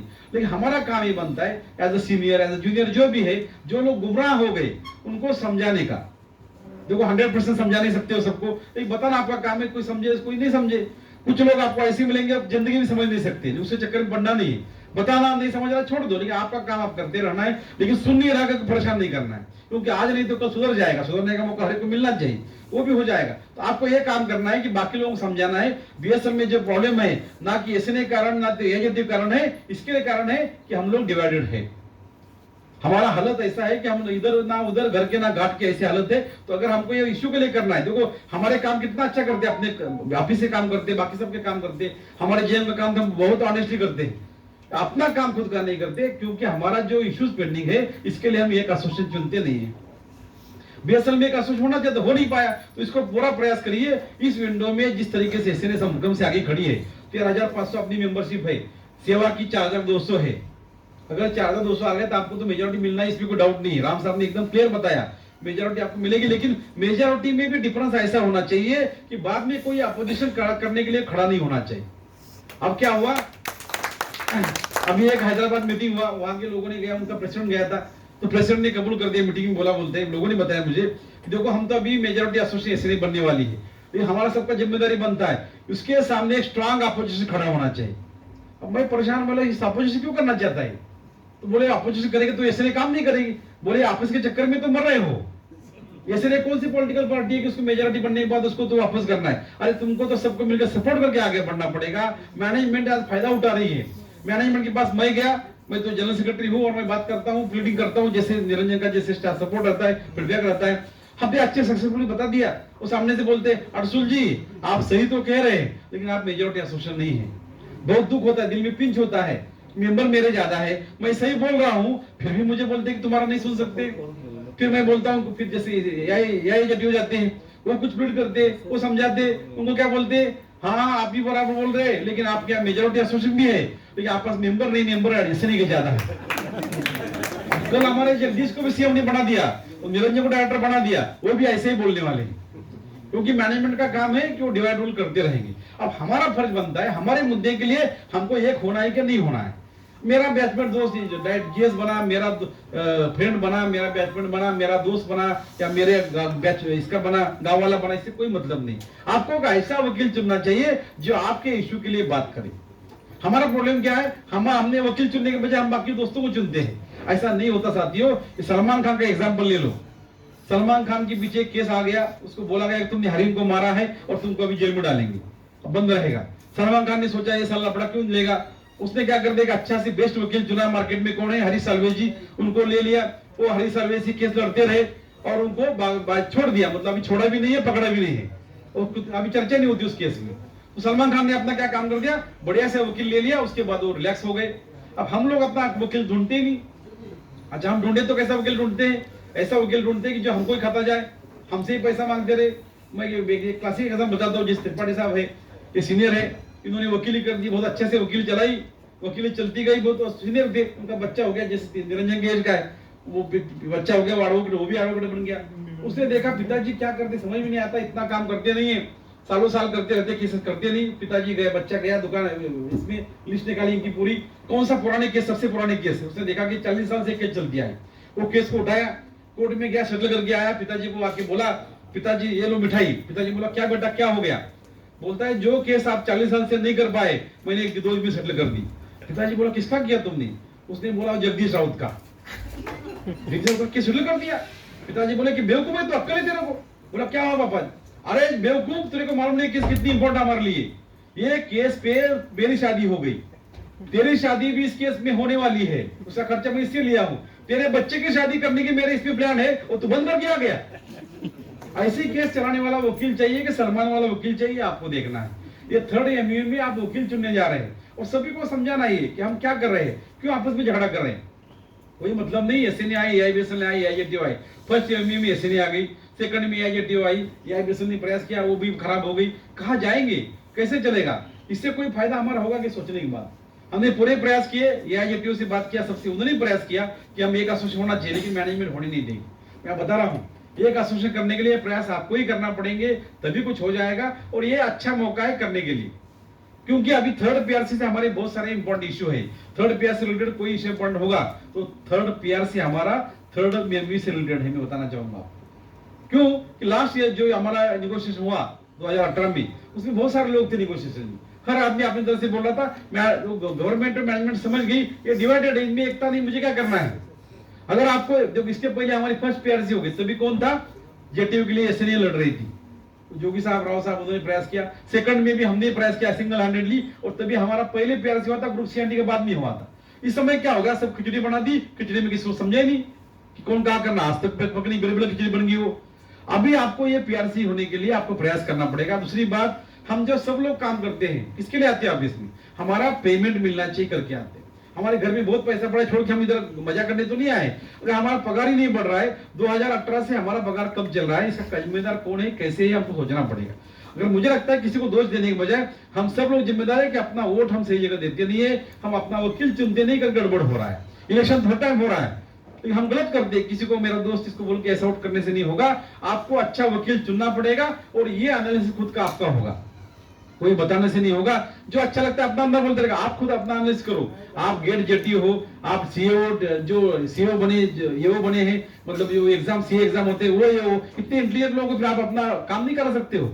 ये सोचे, देखो हर आदमी लीडर नहीं बन सकता है, हर आदमी जाके सामने नहीं बढ़े, किसी को एक को तो बनना है। तो आप सोच लो, मार्केट में जो है उसकी पीछे रहो, आपके प्रॉब्लम कम हो जाएंगे। बहुत सारे प्रॉब्लम है, ऐसा नहीं प्रॉब्लम नहीं है, बहुत सारे इश्यूज है। BSNL में इतनी इश्यू है, इतने किधर भी नहीं।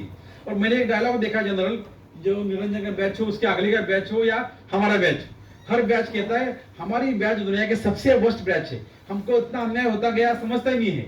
अगर आप हर एक को सुनेंगे तो लगता है BSNL में सुखी कोई है कि नहीं है, ऐसा लगता है कि नहीं आपको सुन के? हर बैच के बोलते हैं हमारा बहुत बैच खराब है, हमारा अन्याय हो गया।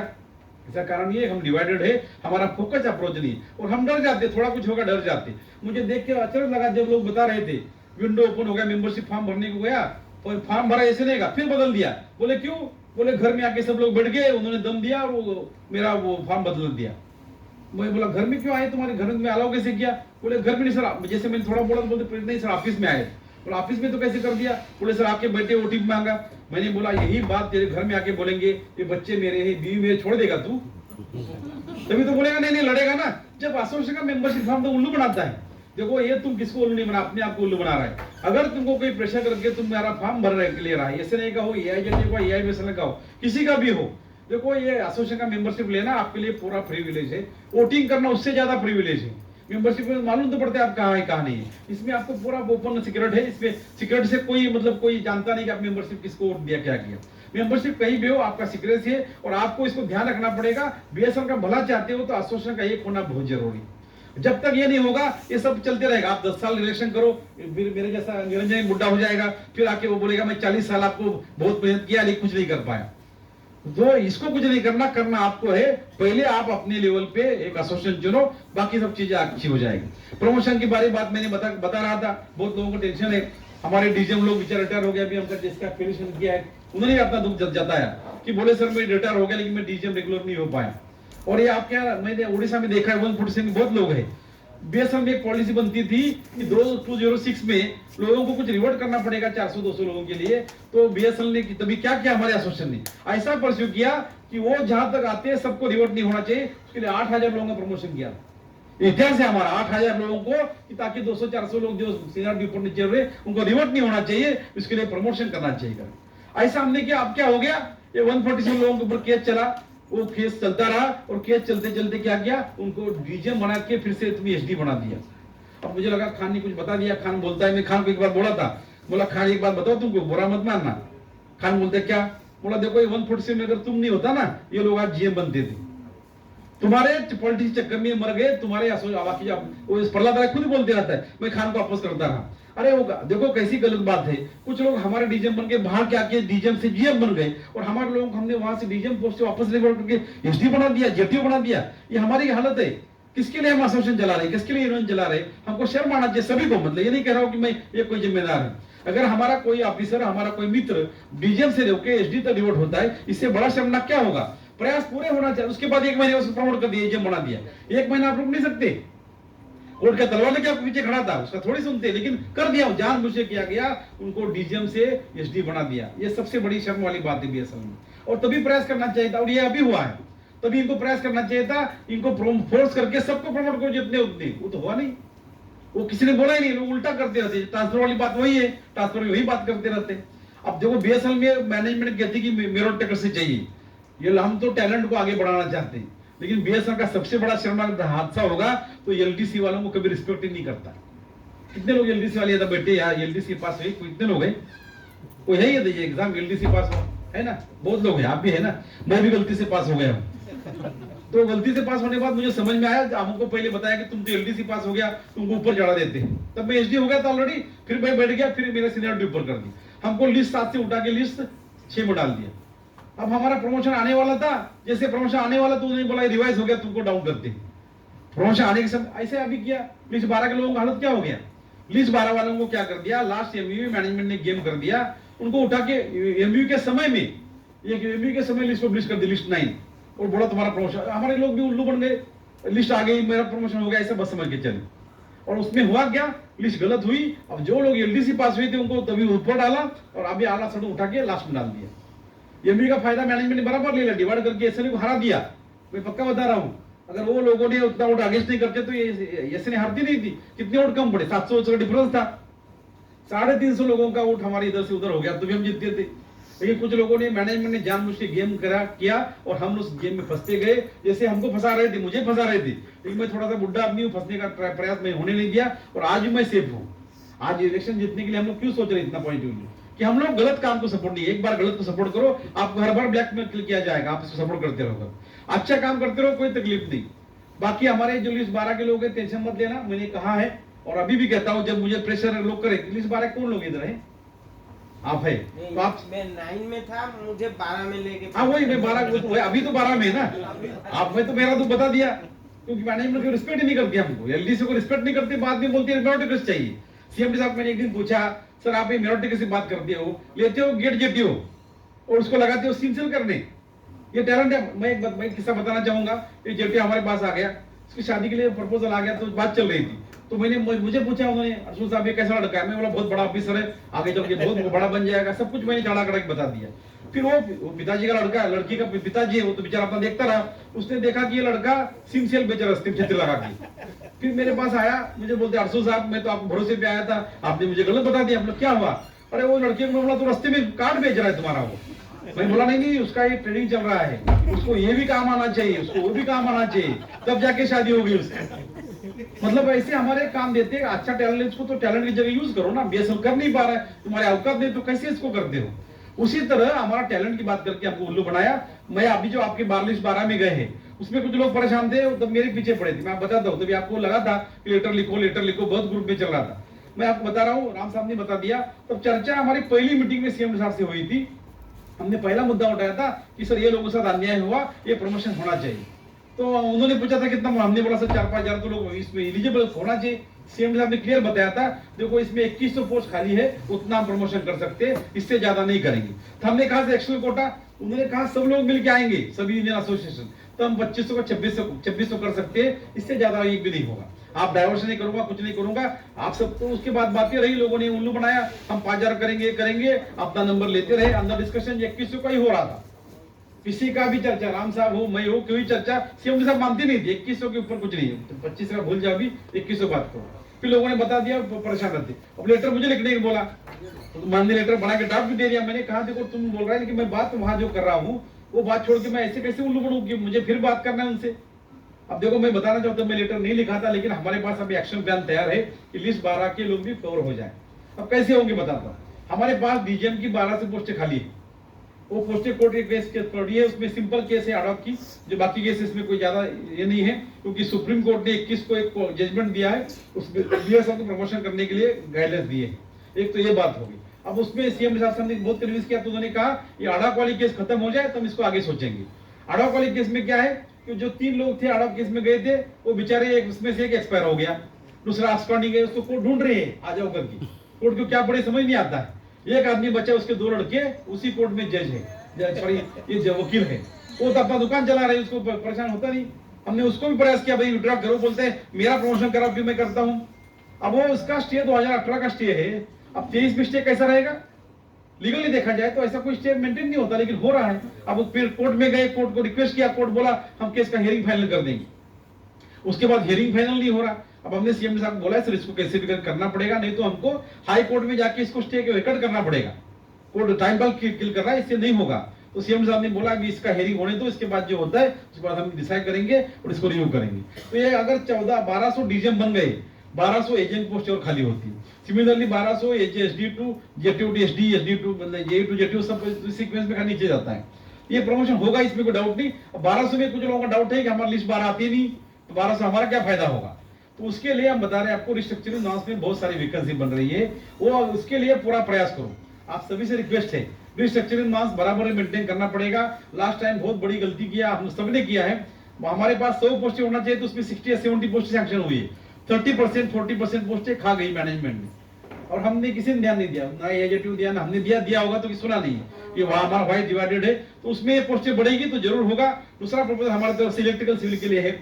इलेक्ट्रिकल सिविल में ऐसे लोग हैं कि उनको जिस तरीके से आप पोस्ट जस्टिफाई कर रहे हो, कितने भी करो, तो इनका प्रमोशन होना जिंदगी में चांस ही नहीं, क्योंकि जो अभी बनेंगे यंग है, रिटायर होंगे नहीं, कहां से लोग आएंगे। तो हमने प्रपोज किया है, आप जो जेटीयू के पोस्टें बढ़ा रहे हैं जस्टिफिकेशन में, उसको कम करके इक्वल नंबर ऑफ जीएसडी पोस्टें बढ़ाओ, ताकि आर्किटेक्चर में जितने जेटीयू बचे हैं, इलेक्ट्रिकल में जितने बचे हैं, सिविल में जितने बचे हैं, वो सब जेटीयू को वन टाइम प्रमोशन होकर एसडी बन जाए। तो इससे तहत हमको प्रयास करना है। और मुझे दुख होता है, बार बार मैं जनरल सेक्रेटरी, मुझे शर्म आता है ये बोलने के लिए, 23 साल से 24 साल से कोई जेटीयू बढ़ा है, इससे ज्यादा कोई दुख नहीं। तो मैंने मन में सोचा है, मुझे कुछ भी करना पड़े, तो अगला जो जीएस बनेगा उसको ये 12 जेटीयू हमारे सीनियर, उनको मैं हैंडओवर नहीं करूंगा, उनको एसडी करके हैंडओवर करूंगा। ये मेरा सपना है। अगर आप लोग सपोर्ट करेंगे तो मुझे पूरी उम्मीद है कि हम कर पाएंगे, क्योंकि जब है 12-25 साल कैसे कोई रह सकता है, ये बड़ी बात है। और इसको हम पूरा प्रयास करूंगा। हमारे भुवन जी मुझे बार बार पीछे पड़ते हैं, तो मैं उनका भी रिस्पेक्ट करूंगा कि उन्होंने कुछ लेटर बना के दिए, मैं दे नहीं पाता हूँ, मुझे मालूम है कब लेटर कौन सा देना है। फील्ड वाले सोचते कि लेटर जब भी आना चाहिए हम कहते हैं। मेरा मानना है कि वहां तो जो रोटी गर्म करने तवा लगता है, वो प्लेट गर्म होगी तभी मैं रोटी डालूंगा। किसी कहने पे मैं रोटी बना के दे दिया डालने को लगा, तो मेरी रोटी तो बनने वाली नहीं। तो मैं वो सोचूंगा, मेरे ऊपर छोड़ दीजिए। कुछ लोगों ने सवाल पूछा कि अर्जुन साहब 3rd PRC पहले क्या आपका स्टैंडर्ड पे स्केल पहले, मुझे लगता है इससे ज्यादा पेचीदा सवाल कोई नहीं। लेकिन मेरा ये मानना है जो पहले मिले वो पहले लेना चाहिए। आपको क्या लगता है मुझे नहीं मालूम, मतलब कोई नाराज हो जाएगा उससे। मेरा ये मानना है जो मिल रहा है उसको ले लो, जितना फायदा उतना उठा लो। स्टैंडर्ड पे स्केल होना बहुत जरूरी, इसमें कोई डाउट नहीं है, इसमें कोई गुनाह नहीं किया। गाइडलाइंस क्लियर है, आपका स्टैंड एकदम क्लियर है। जैसे हम प्रेजेंट कर रहे सामने सब मानते, थोड़ा सा रहे, मुझे पूरी उम्मीद है हम इसको जल्द से सेटल करेंगे। 3rd PRC के लिए पूरा रास्ता जाता है आपकी उड़ीसा से, क्योंकि जिसको सैंक्शन करना है वो मालिक यहाँ बैठा है। कौन मालिक है?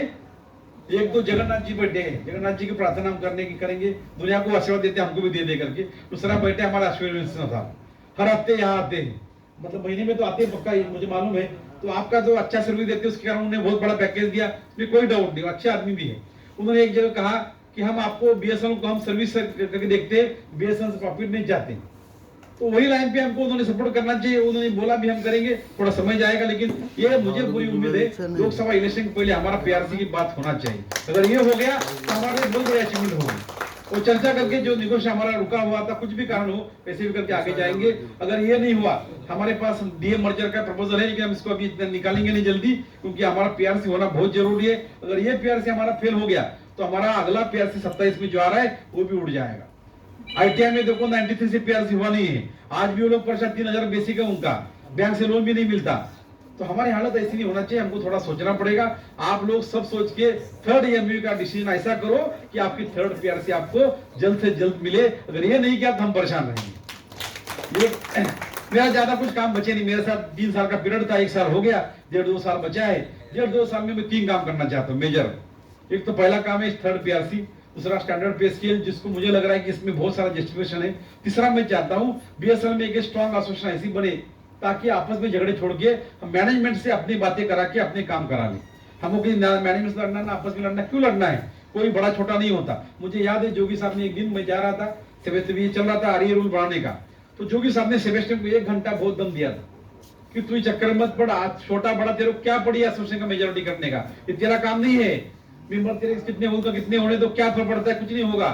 लेकिन सेमेस्टर ने माना नहीं। जोगी साहब को आज भी धन्यवाद देता हूँ, उनके पास विजन था, उन्होंने कहना था हम क्यों चक्कर में पड़े, हम क्यों जाके फॉर्म भरते रहे कि तुम मेरा मेंबर बनो, ये करोगे। आज हमको ये करना पड़ रहा है। हमारा पूरा समय जाता है कि मेंबरशिप का फॉर्म जमा करो, हमारा समय जाता है इलेक्शन लड़ो। 1 महीने पर हमने तो फॉर्म भरे, अब 1 महीने बाद इलेक्शन के लिए पीछे पड़े, आओ आओ आओ मेरे पास जाओ, मत वोट दिया। तो क्यों पड़ा, क्या मिला है? हमारा जगदीश को क्या मिलेगा, हमारा डीएस को क्या मिलेगा, किसको क्या मिलेगा? हम अपना काम छोड़ के, हमारा काम सबका लीडर लोगों का है, मैनेजमेंट के पीछे पड़े। मैनेजमेंट ने हमारा गेम कर दिया, उनके पीछे लगने के बजाय हमको लोगों के पीछे लगा दिया। तो एनर्जी बेस्ट होना अगर बंद होगा तो बहुत सारा काम हो सकता है। और इतने काम मुश्किल, गवर्नमेंट ने पैसे कोई कमी नहीं, बहुत पैसा है, गवर्नमेंट इतना सपोर्ट करे 2 लाख करोड़ दिया है, और भी देने के पीछे पड़ी है। वो हमको टच करते हैं, बस हमको ये पैसा लेने की जरूरत है। कैसे लेंगे? देखो, जो आपका जो एडवोकेट बनेगा भी, आप क्या कर रहे हैं, अभी में आप डिसाइड करेंगे, वोट देंगे, आपका तो अगला 3 साल जो 4 साल भी करने का चल रहा है, 4 साल यही एडवोकेट रहेगा जिसको चुनेंगे। अब 4 साल में उसने अगर आपका काम नहीं कर दिया तो आपको बर्बाद होगी, कुछ कोई नहीं बचा पाएगा। तो आप उसको एडवोकेट पहला चुनो, आपका अच्छा ऐसा एडवोकेट चुनो जो पैसा 2 लाख करोड़ बीएसएनएल के अकाउंट में आया है, उसमें से आपका जो ड्यू राइट है आपके अकाउंट में आना चाहिए। इतना आपने कर दिया तो मुझे लगता है ज्यादा कुछ बोलने की जरूरत नहीं है। जगदीश जी ने मुझे कुछ केसेस दिया था, मैंने क्लियर कर दिया। प्रमोशन के बारे में जगदीश जी बहुत मैटर क्लियर है, जो विजन हमारे पास है, हम चाहते हैं कि जितने प्रमोशन होना है हो जाएंगे। थोड़ा सा इसमें क्रिटिकल इश्यू है, कोर्ट केसेस में मत जाओ, भले आपका प्रमोशन आजकल हो रहा है लेकिन कोर्ट केसेस में नुकसान होता है, ये बातें करेंगे। बहुत सारे मुद्दे हैं, लेकिन समय हो गया, मुझे मालूम है कि राम साहब चले गए, हमको आपको भी घर जाना है, सबको अपने, हम तो 15 दिन से परेशान है। 10 तारीख को हमने चालू किया, अभी हम लोग बताऊंगा सर 2 मिनट, हम सब आगे पीछे लगे हैं, जिसको जाना उसको छोड़ देते, फिर हम लोग बैठेंगे। मेरा तो कल सुबह का प्लान है, मुझे कोई टेंशन नहीं है। जिसको सवाल जवाब करना है, कुछ पूछना है, बैठेंगे। आपकी जो प्रोसीडिंग्स है उसको पूरा करो, मुझे कोई प्रॉब्लम नहीं। देखो, एक ध्यान रखो, बीएसएनएल बहुत अच्छे तरीके से आगे बढ़ रहा है। ओवर द पीरियड कोई कुछ कहे कोई ना करे, हम लोग जिस समय जमाने में थे कि हमारा सैलरी मिलता नहीं था, वहां से बीएसएनएल को आप लोगों ने आगे चल के इस हालत में लाया है कि बीएसएनएल में आप लोग सैलरी तो रेगुलर मिल रही है। दूसरा, हमारे सीएमडी साहब बहुत कड़क है, मतलब हुकुमशाह जैसे काम करते हैं, लेकिन वो बीएसएनएल में पैसा लाते हैं, बड़ी बात। अकाउंट के लोगों के बारे में लोग बोलते हैं कि जो अकाउंट का आदमी बहुत परेशान करता है, ये सीएमडी साहब अकाउंट से ही है। लेकिन मुझे उनका ये अच्छा लगता है, जिस तरीके से वो परेशान करते हैं उस तरीके से अकाउंट का काम, जो पैसा लाने का, वो पैसा लाने का काम उन्होंने अच्छे से कर दिया है। अब उसको कैसा यूटिलाइज करना है, हमारा काम है। आपको मैं रिक्वेस्ट करूंगा, आप जहां जहां साइन करते हैं, जब आप कुछ करते हैं तो आप ध्यान रखिए कि मेरे साइन से बीएसएनएल का 1 रुपया वेस्ट तो नहीं हो रहा है। अगर आपका पैसा, आपके साइन से बीएसएनएल का पैसा वेस्ट हो रहा है, वो कितना पैसा लाए हमको कोई बचा नहीं पाएगा। इस समय आपको ये भी देखना है कि हम किसी को परेशान भी नहीं करें। आपका साइन का बहुत वैल्यू है, बीएसएनएल का इंटरेस्ट को देखना आपका ही काम है। अगर आप नहीं देखे तो कौन देखेगा? विंटर तो आपको 2-4 पैसे का लालच दिखाएगा, हम साइन करके परेशान होते, तो मत करना। अगर आपने सही ढंग से कर दिया तो ये प्रॉब्लम आएंगे नहीं, आप इसको आगे बढ़ाते रहिए। बीएसएनएल तो आगे बढ़ने वाला, इसमें कोई डाउट नहीं है। बीएसएनएल तो आगे बढ़ने वाला, इसमें कोई डाउट नहीं है। इस बढ़ने वाली बीएसएनएल में हम कहाँ रहेंगे, ये सोचने की बात है। हमारे कुछ साथियों ने देखा कि हमको परेशान किया, वीआरएस लेके चले गए। आज वीआरएस लेके फायदा क्या है? मैं आपको एग्जाम्पल बताऊंगा। मेरा एक मित्र है, वो बेचारा अच्छा था, उसको टेंशन ये था कि साला ये फाइल बेकार है, मुझे काम कितना है बोलो, लेकिन मुझे किसी से काम कराने की मत बोलो। वो खुद अच्छा काम करता था, लेकिन बोलता है लोगों से काम लेना मेरी बस की बात नहीं, कॉन्ट्रैक्ट आदमी से काम लेना मेरी बस की बात नहीं। उसने वीआरएस ले लिया। अब उसका प्रॉब्लम चालू हो गया। मुझे रिंग किया 1 साल पहले, बोलते अर्जुन यार कुछ भी कर, मुझे ऑफिस में बैठने के लिए जगह दे दिया। मैंने बोला क्या हो गया? बोले यार ऐसा है कि मेरे लड़की की शादी हो रही है, लोग देखने को रिश्ते अच्छे आते हैं, फिर मुझे पूछते आप क्या करते हो? मैं बोलता हूँ बीएसएल में वीआरएस हो गया, वीआरएस लेके बैठा हूँ। तो मुझे डाउट करते 53 साल का आदमी वीआरएस लेके बैठा है, कुछ तो गड़बड़। फिर वो बोलते, पहले चर्चा करते, तो इंक्वायरी करते, फिर उनका एनालिसिस होता है, फाइनल होता है कि ये कुछ तो गड़बड़ करके दिया है, करके इसको निकाल दिया बीएसएल से। ये लफड़े वाली फैमिली में शादी करना ही नहीं हमको। मतलब जो अच्छा किया इसको तो भले अच्छा बता रहा है कि मुझे पैसा मिला, वो समझते हैं ये कुछ गड़बड़ करके आया है, ये फैमिली अच्छी थी, शादी नहीं करना बच्चे। उसका कहना है कि मुझे ऑफिस बैठने को जगह मिल गई तो लोग बोल सकता हूँ मैं मेरे बीएसएल में काम कर रहा हूँ करके। तो देखो हर एक का फायदा तोटा है, नुकसान है, ऐसा नहीं कि नुकसान नहीं है, इसके भी नुकसान है, उसमें भी फायदा है। करे तो अपनी अपनी भलाई, अब अपना काम अच्छा करे। और अभी इस समय हमारे लिए जो करने लायक काम है, आप एमयू में अच्छे से वोट करे, दिल से करे। मैं जैसे चेन्नई में था, वहाँ एक बेचारा बहुत अच्छा आदमी था, वो इंप्रेस हो गया, नया लड़का था, इंप्रेस हो गया। हमारे संभाषण सुनने के बाद मेरे पास आया, बोलता है अर्जुन साहब चिंता मत करो, हम ये सब बढ़िया करने वाले, मैं अभी 2 वोट दूंगा इस को। मुझे लगा तुम्हारी बीवी शादी सर्विस में बीएसएल में नहीं बोला, फिर 2 कैसे देगा? बोलता है सर मैं एसएनए के सामने 2 स्टैंप लगाऊंगा। मैं बोला भाई ऐसा मत कर, इतना उत्साहित मत जाने, तू मरेगा मुझे मरवाएगा। बोले सर ऐसा क्यों? बोले 2 स्टैंप लगाने तुम्हारा खराब ही हो गया, फिर किसको उठ जाएगा तुम्हारा? बोले सर मुझे मालूम नहीं था। देखो अवेयरनेस रखो, इतना उत्साह ज्यादा नहीं करना चाहिए, हम 2 स्टैंप लगाएंगे अपने हस्बैंड को हरा दें। शांति से करो, उसमें कोई प्रॉब्लम नहीं है, सब चलता रहेगा। तीसरा एग्जाम्पल बताऊंगा, जैसे मैं परेशान घूम रहा हूँ, तो मुझे उसने पूछा, एक आदमी ने बेंगलोर में, बोला सर आप इतना क्यों घूम रहे हैं? बोला यार हमको काम करना पड़ेगा। बोले सर चिंता मत करो, अभी कोरोना का वायरस निकल जाएगा, बस पब्लिक से चला गया, बीएसएल से निकल जाएगा। तो मैं समझा नहीं कोरोना का वायरस कहाँ रहा है, 2 साल हो गया, हमारा तो चला गया। बोलता नहीं अर्जुन साहब आप समझते नहीं है, बीएसएल में कोरोना का वायरस अभी भी है, वो कोरोना को खत्म करने के लिए कुछ प्रयास करना है। और हम लोगों ने प्रयास करके एक वैक्सीनेशन तैयार कर दिया। बोला क्या किया तुमने?